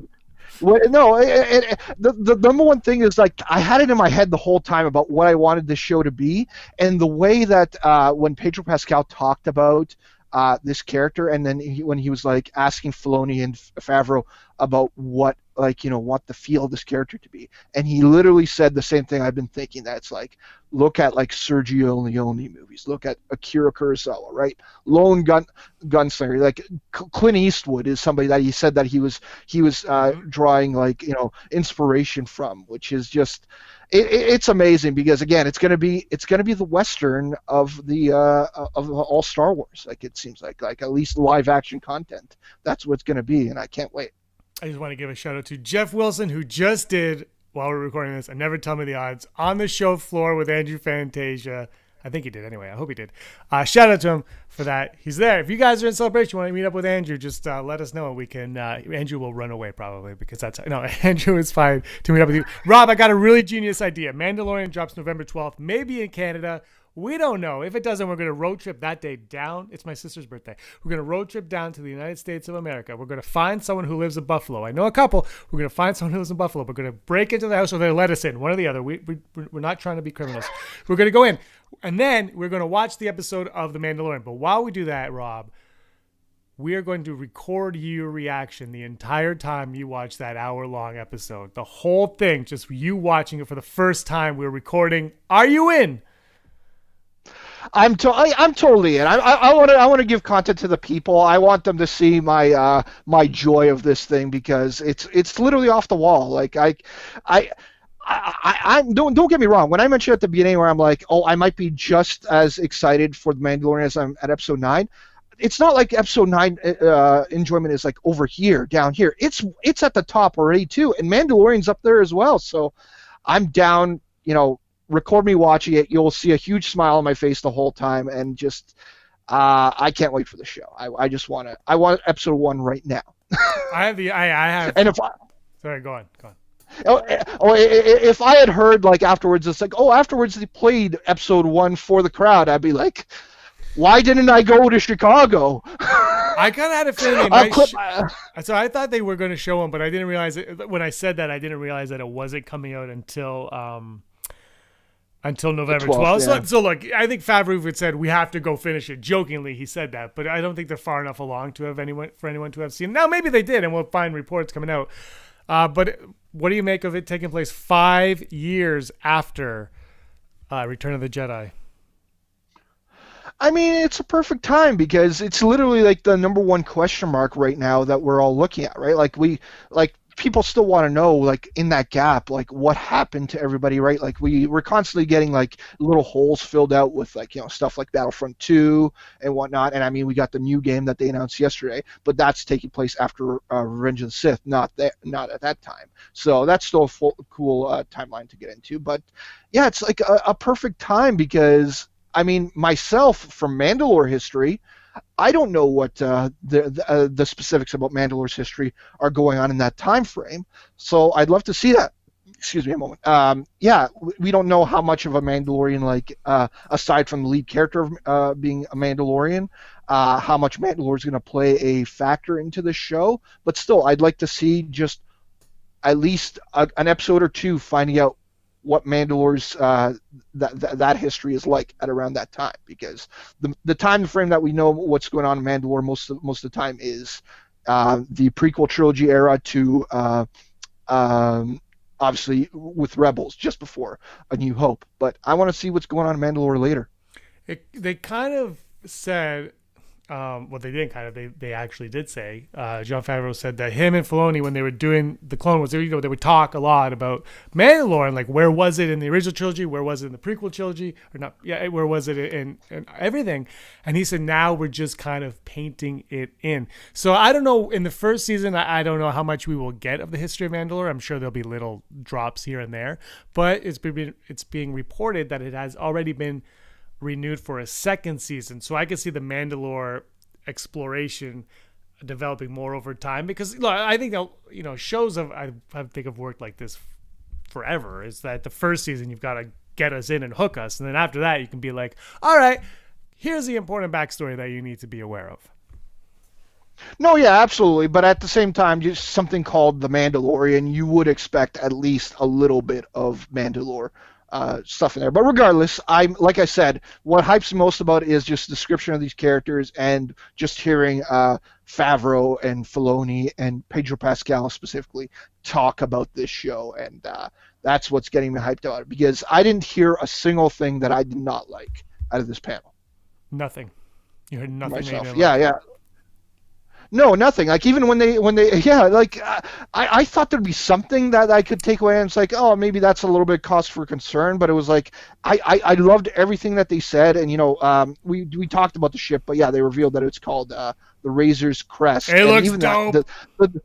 It looks awesome. Like, I kind of want to, like, I know you can't find it anywhere, but when it does come out, I want that model, and I want that in my room, just sitting there for me to look at. Well, so, you got me the Boba Fett ship diecast, and now I'm like, move over! Slave One, we have a new one! No, I'm joking. I still love that. I still love the Slave One. But yeah, you got me that, and I'm like, I saw this, I was like, I need you for my collection.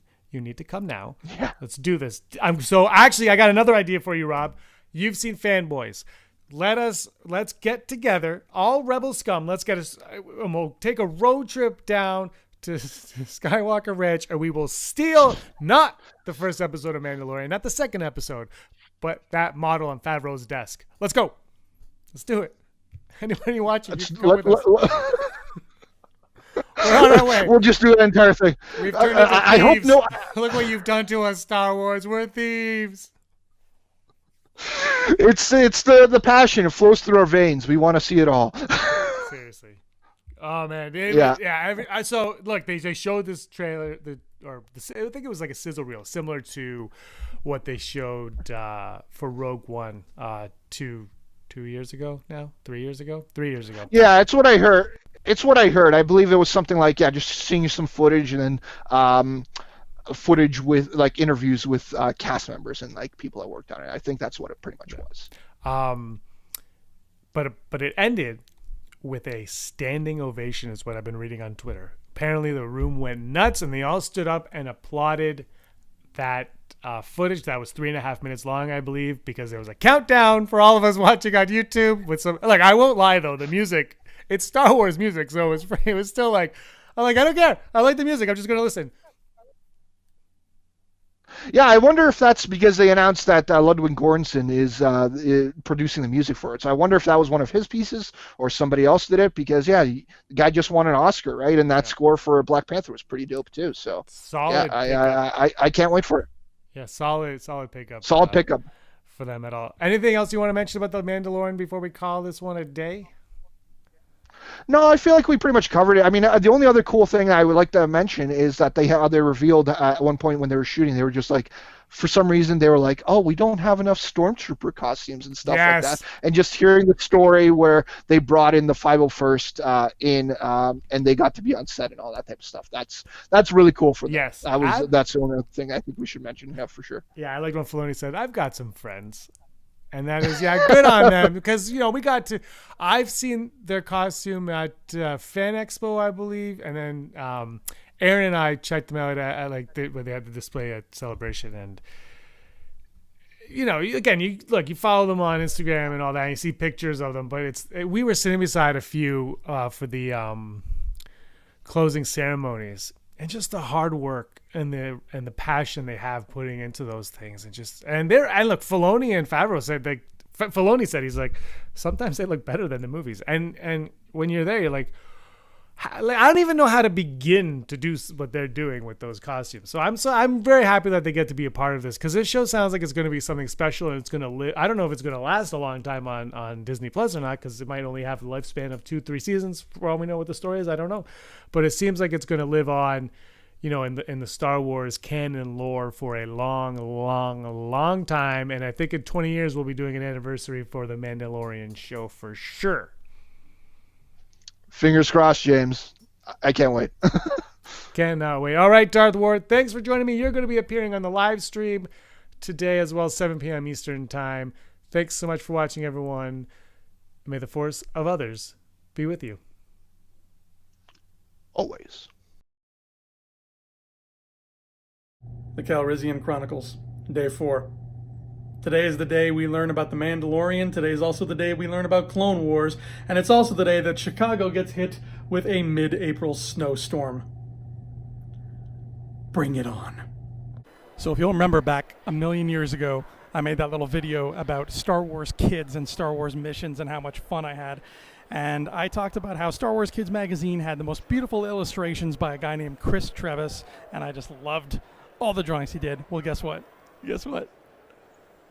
That's him right behind me. That's his booth. I shook his hand, and he was very nice, and he had his drawings, and they're absolutely beautiful. This is kind of a big deal for me. It's because of this man that I learned what Rhodians are, what Chadra fans eat, and what you should do if you meet a Gamorrean guard. I'm a little bit starstruck. So, what brings you guys here to this Doctor Who convention today? All the cool Dr. Ross painting or Bob Ross paintings. Yeah. Are you guys excited? On a scale of 1 to 47, how excited are you for the Mandalorian reveal today? 48. I like that you go above and beyond. Yeah, I was going to say 12, but 48 sounds pretty good. I'm going with 50. If the Mandalorian is successful, do you think we'll get a female-centric spin-off called the Womandalorian? I hope so. Do you think I look Mandalorian? Like, could I possibly be the guy behind the helmet? Do you think it's me? Possibly, yeah. Absolutely, yes. And one last question about my looks. I have dark hair. We don't know who Rey's father is, but we assume he has dark hair. Do you think I could be Rey's father? And if so, why? You don't seem old enough. You would have had a very traumatic event in your young life to be Rey's father. Thank you for complimenting me on my youthful good looks. So I'm standing here with Mr. Kylo Ren himself. First of all, Kylo, it's very nice to meet you. Congratulations on usurping the throne as Supreme Leader of the First Order. I have a burning question for you. You tried to kill your uncle. What's that about? I just needed to get rid of him. He was bothering me too much. I owed him a lot of money. That's a fair answer. I would do the same in your situation. And another thing I've been wondering, what's the deal with you and Rey? it's a hard story. I mean, there's a lot of stuff going on between us. Some of the stuff I can't really say much. She has to really talk about it. She kind of keeps pulling on my string. She says that she wants me, but then turns around and says she doesn't. I don't know what to do. I can see how that'd be frustrating. I'm not going to lie to you. I hung out with Ray the other night, and she seemed kind of cute. I was thinking of maybe asking her out, but if I do that, would that make you jealous?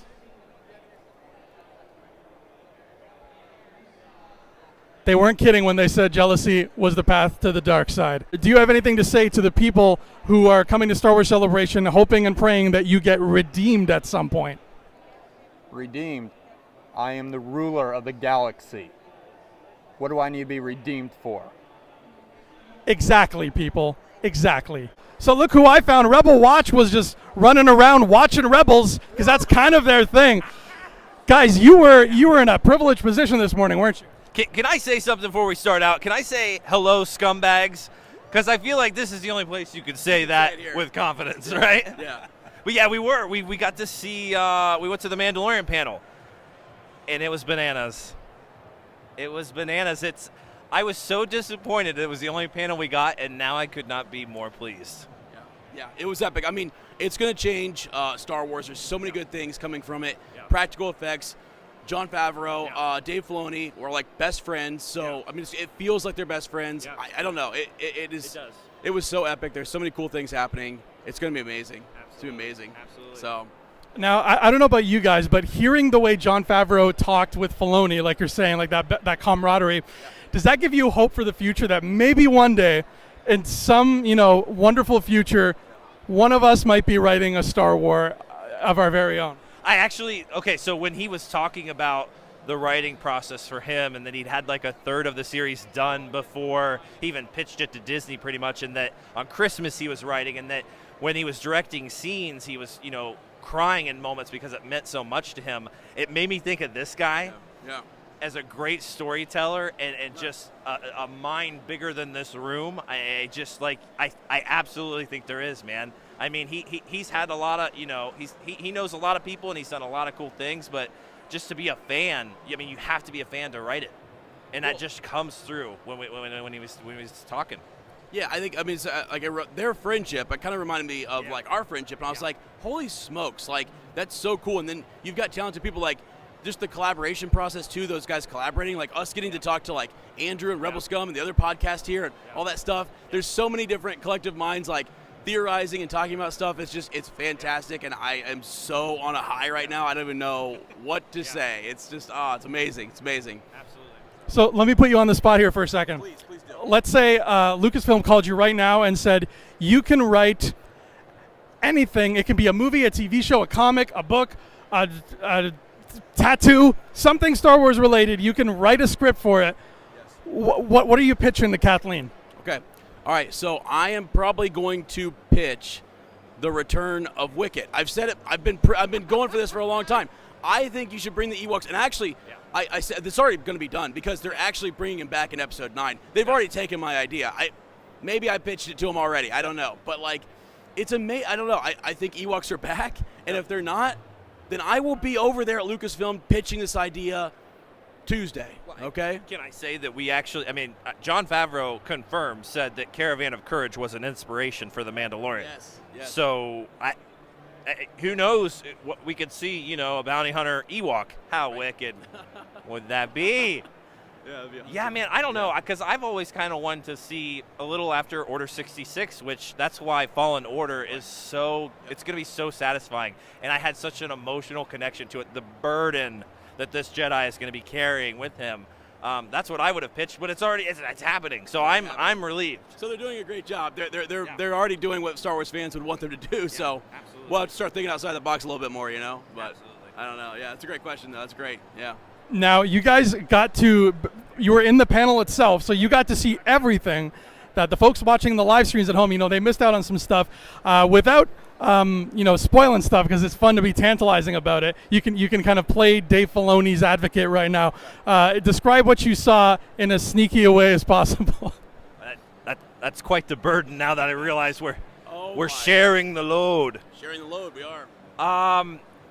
This is grungier than anything you've ever seen in Star Wars. It's what I just said on a little clip we did. If you thought Rogue One did a great job of capturing that sacrifice and a grittiness and a darkness in Star Wars, this elevates that. It elevates it. It's a more mature audience for The Mandalorian. Couldn't be more excited. Yeah. The only thing that they kind of talked about this, the mission, I'm gonna say one thing. His bounty is so secretive. Yeah. I mean, we have no idea. It's probably going to be a huge bombshell when we find out who he's actually after. Yeah. So they saved that. I think that might be an actual trailer thing later, or they're not going to tell us anything, and that's going to be like a bomb, shell at the end of episode 1. They're setting this up so well. It was grungy. There's some really epic. There's so many little nuggets for those. People who have been around since '77 watching this and who love the originals. There are so many things in there that I saw that I was like, oh my! I mean, and they're real, just subtle nods. They're not shoving it in your face. It's like you can be happy about that, and then a younger audience can come in and enjoy it. So it's fantastic. I don't know. Was that pretty sneaky? I mean, I didn't really say. I wanted to drop a bombshell, but I don't know. Well, yeah, we'll let people enjoy that as well. But it was. I am speechless after it. I felt. I was on a roller coaster ride for 3 minutes of them showing a clip that I had no context to. I didn't know the plot. I didn't know the story. And there were moments of humor. There was quite a bit of laughter and moments that really tied in those 40 years of Star Wars, and everyone caught on to the joke. And then the next moment, we're in a very serious, tense, exhilarating moment with the music. And there wasn't a ton of action or anything, but you were on your seat the whole time. It was so intense. I mean, you felt like at any second somebody could die. I mean, it was so intense. I was like, whoa. So I don't know. That's all I can really say. It's without giving much more away. Okay, let's play Never Tell Me the Odds, all right? All right. What are the odds that the bounty the Mandalorian is after, or a bounty he's after in the show, is Maz Kanata? Wow. So he went for that. Oh okay. God. Yeah. What? The odds? I don't know. Or, okay, actually, Maz, I would say the odds are, I don't know. I would say they're not that. I was thinking someone else. I would say under 50%. Okay. Under 50%. All right. Yeah. But there's someone else, though. There's someone else that they might be after. Which was not a part of the trailer. It's nothing spoiled or anything like that. And we're just guessing on that. We're guessing on, like, Maz was a great, like, could that be the person that we're after? I mean, you could throw out several characters and we could go up and down on the odds, because Maz, though, I mean, maybe is someone that has something that we need. I would love to see her incorporated in some way, or see us get back to Takadana and all that kind of good stuff. And that would be really epic, honestly. But yeah, I don't know. Not so. The odds are not. Ezra to share his theory live. I mean, this is breaking news on Rebel Scum. I mean, is that okay? So this is total speculation, but it was so serious, and the little tidbit is to get his assignment. This is total spoiler right here. This is total spoiler. But this is what they showed us. Is that they are in an Imperial, like he can't even, he has to go through so many hoops to get the assignment. He's in a bunker, and it is intense. So all we know is he's with the Imperials, he gets an assignment from them, it's super intense, that's all I'm going to say. And then from there, Mike and I were like, who would the Imperials want? Who do they want so bad? You know what I mean? Bring it all back. Who could bring everything together? Go back to like some of this legend stuff, and like who does the Empire need right now to maybe, I don't know, pull some of this together. So maybe they're seeking out Thrawn. I don't know. Maybe they're I don't know what they're doing. That's a guess. We're not sure. But I thought, dang, that would be epic. Even if he went and attempted it, because we're out in the outer rim. We're out in the backwater planets. I mean, so. It could be. I don't know. I like that guess a lot. All right. Thank you so much, Rebel Watch, for filling us in on that awesome panel. May the Force be with you, gentlemen. I'm back in the hotel. I just got back from the Clone Wars panel, which finished off day 4. And let me tell you something about this Clone Wars panel. This put something into perspective from my point of view anyway. It reminded me that there is a whole generation of Star Wars fans out there, a whole generation younger than me, who grew up watching the Clone Wars cartoon as like one of their Saturday morning cartoons. Like it was their Power Rangers. Power Rangers is not a cartoon, Andrew. Way to make a good comparison. But you know what I mean. We 90s kids, we had the Power Rangers, we had Stop the Smoggies, we had Captain Planet and the Planeteers, we had the Teenage Mutant Ninja Turtles, but this generation had, among other things, the Clone Wars. They grew up with a Star Wars, they are the first generation to grow up with a Star Wars animated series, and that was just beautiful to see them react, because these people, let me tell you, these people reacted to the Clone Wars panel in ways that I don't think I am capable of reacting, and I mean that in a good way. Like, they are so enamored with the show, and it has such an like a nostalgic feel for them. It's so nostalgic for them because it's their childhood. People treated the Clone Wars as their childhood, which it was. And I totally forgot that that is a generation of Star Wars fans that exists out there. And it was beautiful to cap off day 4, reminding myself that Star Wars has touched so many people from so many different age groups all across the globe. But day 4 is over. One more day remains. Tomorrow, the 20th anniversary panel of The Phantom Menace. I'll see you there. Calvary Chronicles Day 5. I hope you can hear me. I'm at Wintrust Arena, the celebration stage, and the episode 1 goodness is about to begin. I have a feeling there's going to be a menace of the Phantom variety in this place as we sit here and wait in the celebration stage. To pass the time, they are playing the hit songs of 1999. Check this out. That's friggin' dedication, right? All right, well, look who I bumped into. Fresh out of watching the episode 1 panel, we got Andy Higgins, and we got little Oliver Grievous himself, the general of the Separatist Army. You, sir, look frightening. I do not want to mess with your army. Tell me, how are the Clone Wars going for you right now?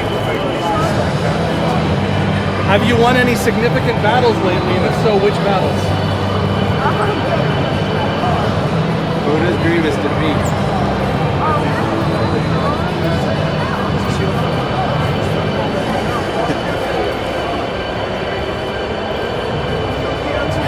Who did we read a book about yesterday? That Grievous beat. Ahsoka, remember?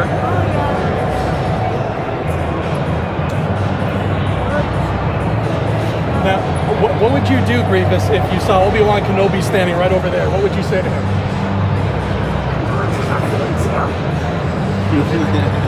That would scare me. I think it would work on him, because that would definitely scare me. And you are the proud dad of General Grievous, correct, sir? Oh yeah, of course. So are you guys having fun at celebration so far? I think we've had a blast, yeah, absolutely. What would you, I know it's hard to pick, so this is a mean question, forgive me, but what was your favorite thing that you've seen so far during this crazy event? I like that big TIE fighter. Oh, yeah, they put a big TIE fighter in it, that's right. You hear the Lion King song? They're playing a lot of music here. They just started playing Lion King. I think they're trying to tell us that's a clue. Simba will be appearing in episode 9, right? Do you think that's likely? Is Simba going to be in Star Wars? No way. We got a couple odds questions for you, and both of you can answer these. These are coming from James himself. We're going to play Never Tell Me the Odds. Are you ready? Are you ready, sir? Absolutely. All right, here we go. The first question is, what are the odds we will see Cassian Andor appear in some way, shape, or form in The Mandalorian? Ooh. Do you remember Cassian from Rogue One? You just watched it this morning. You should remember. Is he going to be in the new TV show or no? I like that confidence, Grievous. What do you think, boss? When is the Mandalorian set? I thought it is set afterwards. James likes to play around with continuity like that. It just wouldn't work. This other odd that he had here was, what are the odds that Mr. Emperor Palpatine's role in Episode 9 is significantly bigger than we think it is?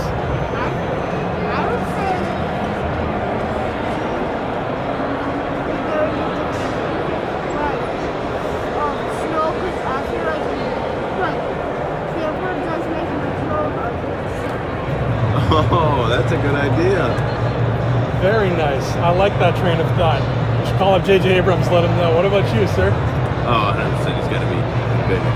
There's no doubt. I mean, today, well, you were at the panel today, Yes. so you heard ours. Oh, I just stopped by to laugh. No way. I think you guys are right on the money.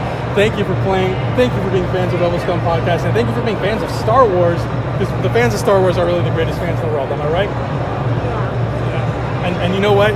Your parents are doing a pretty good job because they got you hooked on the right franchise, my friend. So let's give a big shout out, thank you to your mom and dad for bringing you this celebration and for telling you all about the Star Wars goodness. Thank you, General, and thank you, Mr. Andy Higgins. May the force of others be with you. Always. So as you guys might remember from last celebration in Orlando, there was a moment where we were, just serendipitously standing next to the Star Wars stage, and Harrison Ford and George Lucas happened to walk out very close to where we were standing. Well, the same thing just happened, but not with Harrison Ford, not with George Lucas, no. With a little man named Ian McDermott, GVP himself. I tried to get some photos and footage of him, but the crowd around me was just like ridiculous. There was no way I was getting anything usable, so I just wanted to record how I'm feeling after walking away from that stage. Ian McDermott looked in my direction. I know that sounds stupid. I'm not a celebrity worshiper, I'm an emperor worshiper. Okay, let's get that straight. And long live Emperor Palpatine. May he reign once again. Oh, controversial. So I ran into a few folks here in the Outer Rim. Guys, can you please tell me how you feel? Senator Palpatine was just elected, he elected himself Emperor. As a Jedi, how does that make you feel? He's gonna lose his head. Just his head? I can't tell you all the secrets. Don't you join him? Yes, but... If you were on Palpatine's cabinet, okay, and he gave you a substantial position, and he said, you can make one rule in the galaxy, however you see fit, within reason, what kind of rule would you implement in the galaxy that you think would make it a better place? I get the word. Tell me more. I can't, I'm a full freak. Gotta keep my secrets. You guys didn't hear that, right? That's right, you didn't. How does one become a fulcrum? Like, if I wanted to, do you have to audition, or do I have to have a hefty resume? How does being a fulcrum work? You do have to have a resume. You have to keep it secret. You have to know the code, and you have to be able to give the information to us. So you have to know the code to get it to us. And are you a fulcrum as well, or can you not tell me at present moment? Now, one last question for both of you.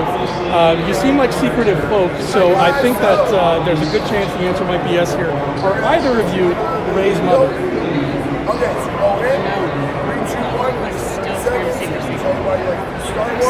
That sounds like a yes to me. Hey guys, look at this. The blockade runner is sniffing the AT-AT's butt. This is the thing. You wanted to know what the last uncovered bit of the mural looks like? There you go, baby. Episode 9. Episode 9 is going to look like that. I finally found Rey. You're a hard woman to get a hold of, Rey. I know you can't spoil anything, but how has it been fighting in the Resistance, this past year since the death of Luke Skywalker? How's that felt for you? It's tough, I guess. Fairly tough. I don't know. I've got a lot of friends. Porks are friends. You do have a lot of friends. That's right. One thing that you don't seem to have, though, that I would really like to know more about is parents. Do you think there's a possibility, you have dark hair, I have dark hair, do you think there's a possibility I might be your father? Are you my dad? I've been to Jakku a couple times. I don't remember much of what happened there. What happens on Jakku stays on Jakku. That's what the sign says out front. I do, deal in junk trading every now and then. Is that something that you like to do? Enjoy that hobby as well? It's all I've ever done. Really? Yeah. Are you also a fan of watching robot wrestling live? Is that one of your hobbies? Coast to coast live robot wrestling, droid fighting pits. Is that a thing you like as well? No, man. Droid rights.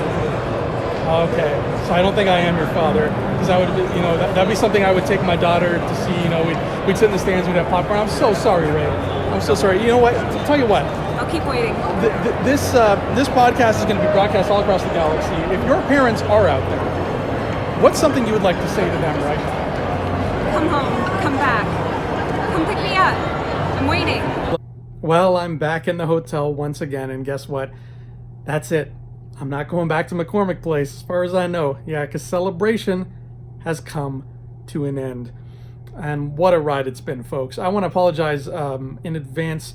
The audio in this episode might be a bit temperamental. Today the mic was not agreeing with me, and the background noises just came out a lot louder than they should have. Normally, all week the mic's been working great, but today, the last day, it just kind of... It did not really capture what I wanted it to capture, so I'm hoping that you can hear everything in this video. If not, I apologize. That is on me. But regardless, it has been one heck of a journey, and I'm so grateful to have been able to go on it, to have been able to come to Celebration, to see the beautiful city of Chicago, which I adore, and I might move here. I'm not promising, but I might move here, just saying. And to, of course, I'm also grateful to have met and chilled with some very, very cool Star Wars fans from all over, not just the US, but from all over the world. There were some people from London, England, some people from Auckland, Australia. It's crazy. Star Wars is in every corner of the globe, and you can't get rid of it. And thank you, most of all, for joining me on this wonderful experience through Chicago, through McCormick Place, through Star Wars Celebration 2019. Here's to many, many more Star Wars celebrations to come. Here's to many, many more Star Wars movies and TV shows and books to come, because we will eat that up. I'm Andrew Fantasia, signing off one last time from Star Wars Celebration. Thanks so much for following along with me, homies. May the force of others be with you. Hey scumbags, thanks for watching. Don't forget to give us a thumbs up on our video. As always, please subscribe to our YouTube channel, Rebel Scum Podcast, for all the latest videos.